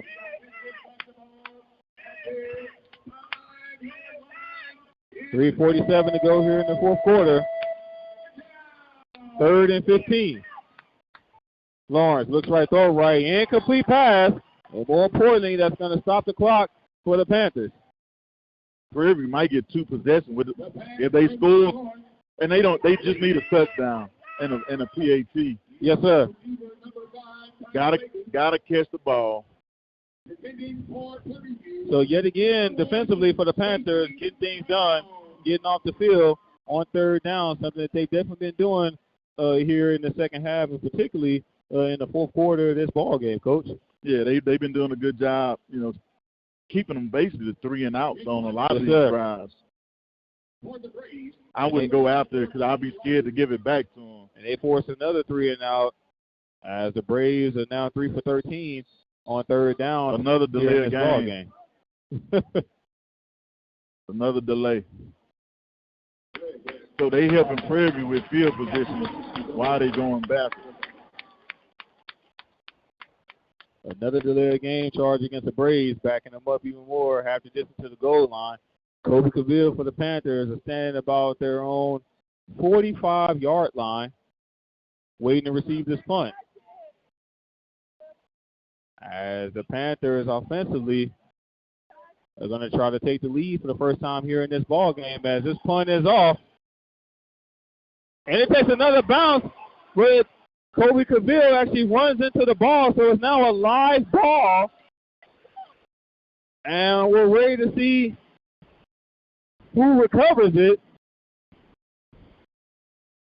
It looks like Kobe Cavill was just going to let it bounce, but he ran into the ball, so it became a live ball.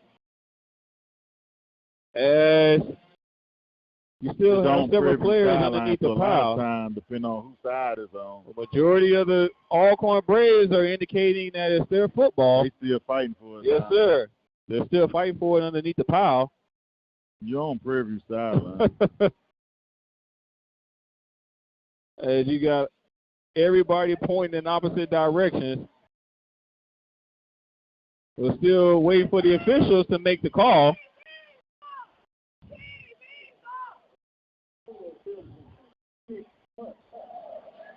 by the receiving team. Will recover by the kicking team. Therefore, it is first down Alcorn. So the official call on the field is that it's Alcorn State ball. As they recovered it, Kobe Cavill ran into the ball as he was trying to let it go. It was taking yet again another Alcorn State bounce, which is something he's been doing for this entire ball game. And he was trying to get away from it.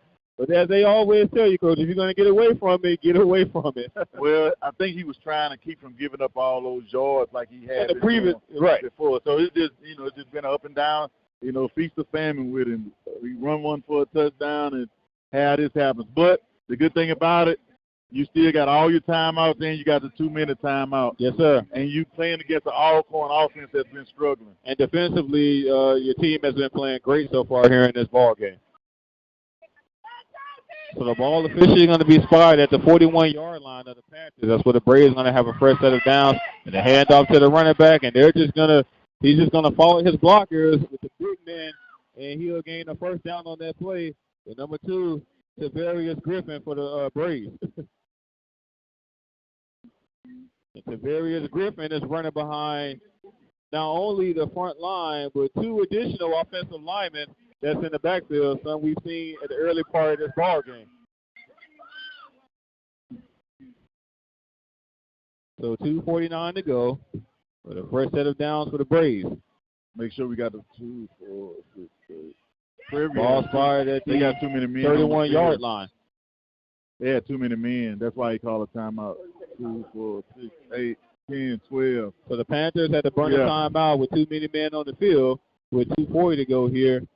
In the fourth quarter, it's a 30-second timeout, so we'll keep it right here.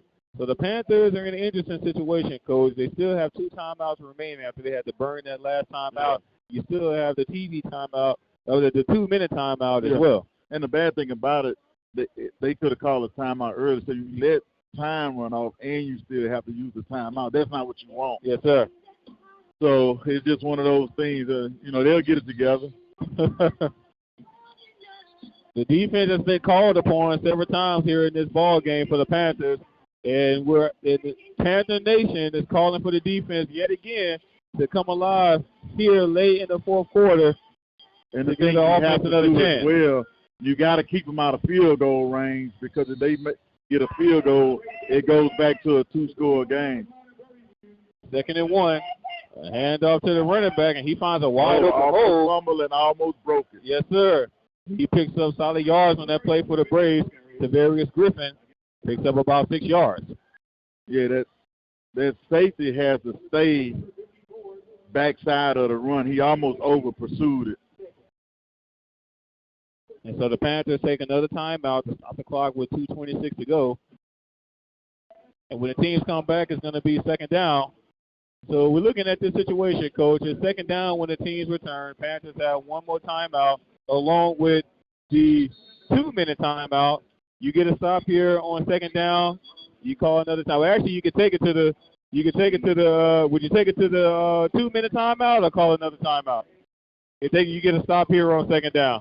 I probably use it, and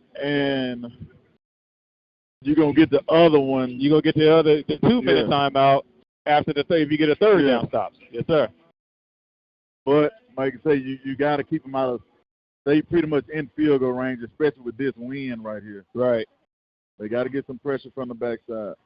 And a handoff to Griffin, and he'll be stopped right at the 1st down marker, depending on where they spot it. Looks like he was really about 2 yards shy. They're going to say he's about 1 yard shy of the 1st down, so 3rd and 1. Yeah, that backside is almost making a tackle. He got to come real tight off that backside. So the Panthers did the opposite. So instead of burning the timeout, they'll just use the 2-minute timeout. And when the teams come back, it'll be 3rd and 1. So we'll take a break and come back with more action here. 2 minutes to go here in the fourth quarter as the Panthers are facing a huge 3rd down coming up. 3rd and 1, ball's fired at the 22-yard line. We'll take a break and come back with more action right here at the Open Mic Broadcast Network.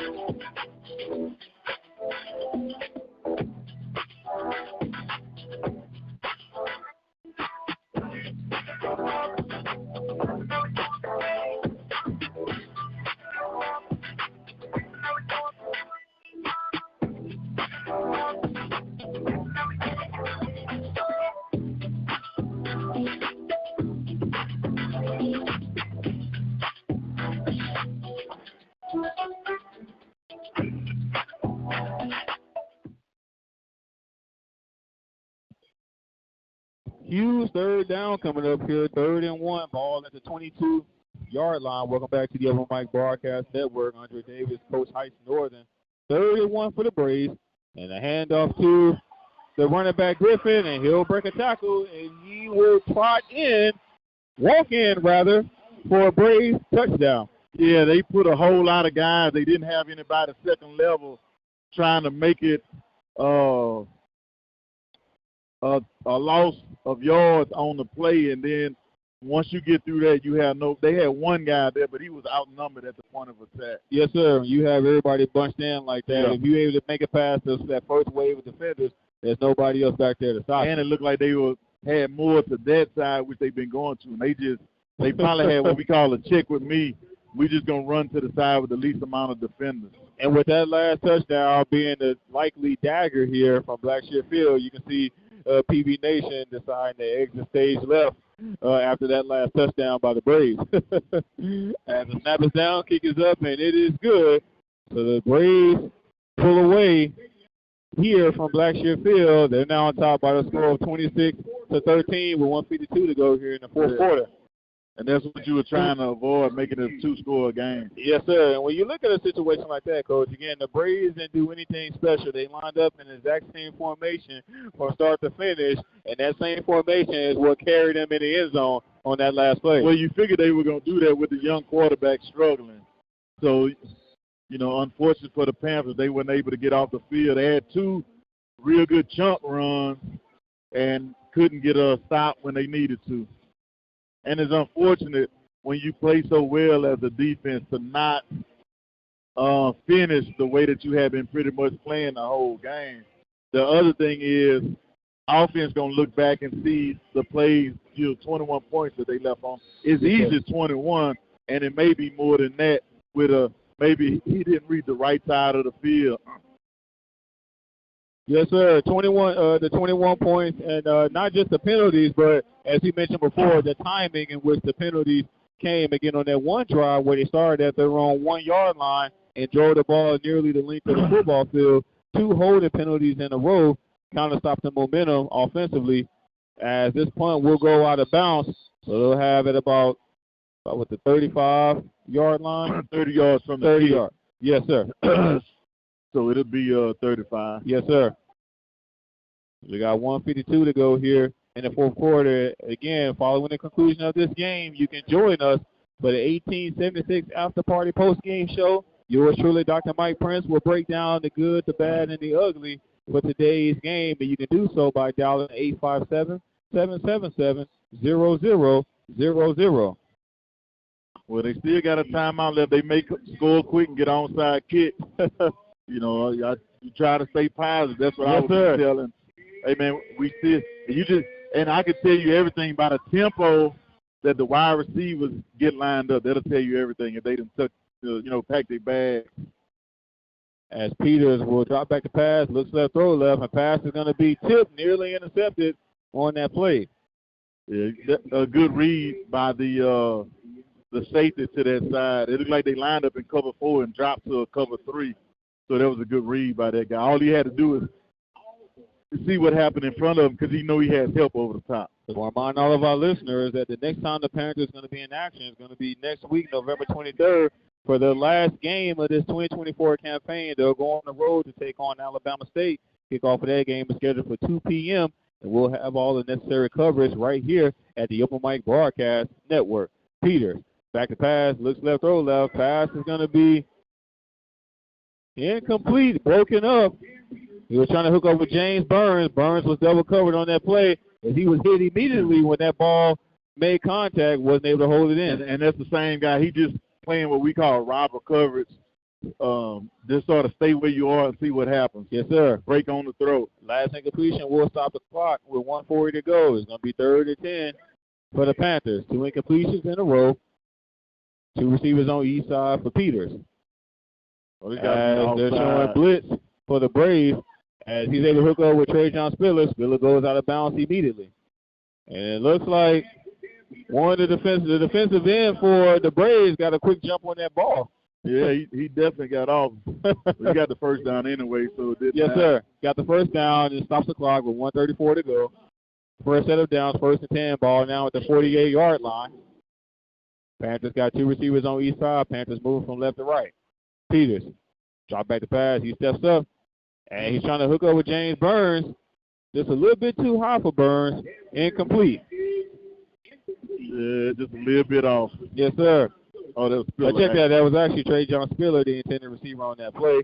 Wasn't able to get it to him. 2nd and 10. Yeah, he hadn't had his best game today. Definitely so.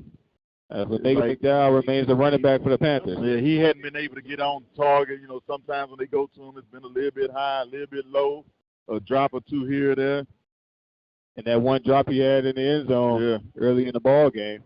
Peters dropped back to pass. And he had LeMagan McDowell at the backfield, had to just checking down as there was nothing downfield, but he wasn't able to hold it, get it to him. Yeah, he was trying to throw it while he was going backwards, so that's going to happen sometimes. Yes, sir. You'll pull a string a little bit too soon.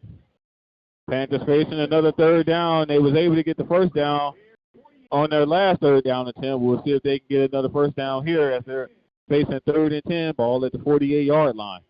2 receivers on each side for Peters. Pistol formation.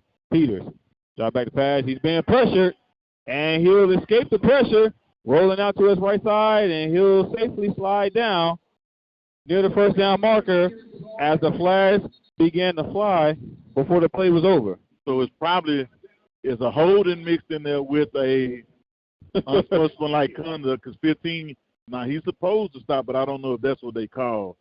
So I'm pretty sure it's some holding in there somewhere.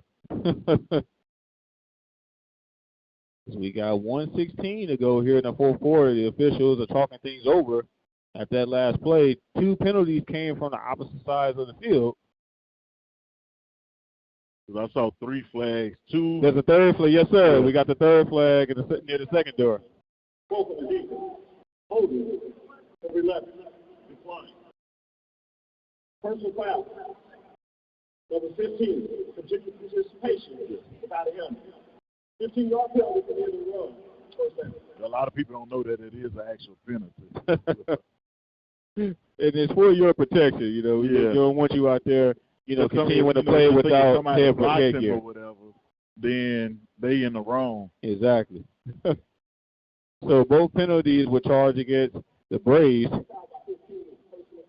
And they're going to take the 15-yard penalty, of course. It'll be a fresh set of down for the Panthers. But like I said, still with 1 timeout remaining. Got time, man. Yes, sir. You're going to have to go quickly with 1:16 to go. As Coach mentioned, you score, you could likely get an onside kick, try to get the ball back and score again with 1 timeout remaining if you don't burn it here on this drive. Man, that guy got to be offside. Yes. Peters back to pass, incomplete. And it's the same defensive end. This time he was lined up on the right side. And either he's offside or he's just timing it. Oh, so they did get him. Yes, sir.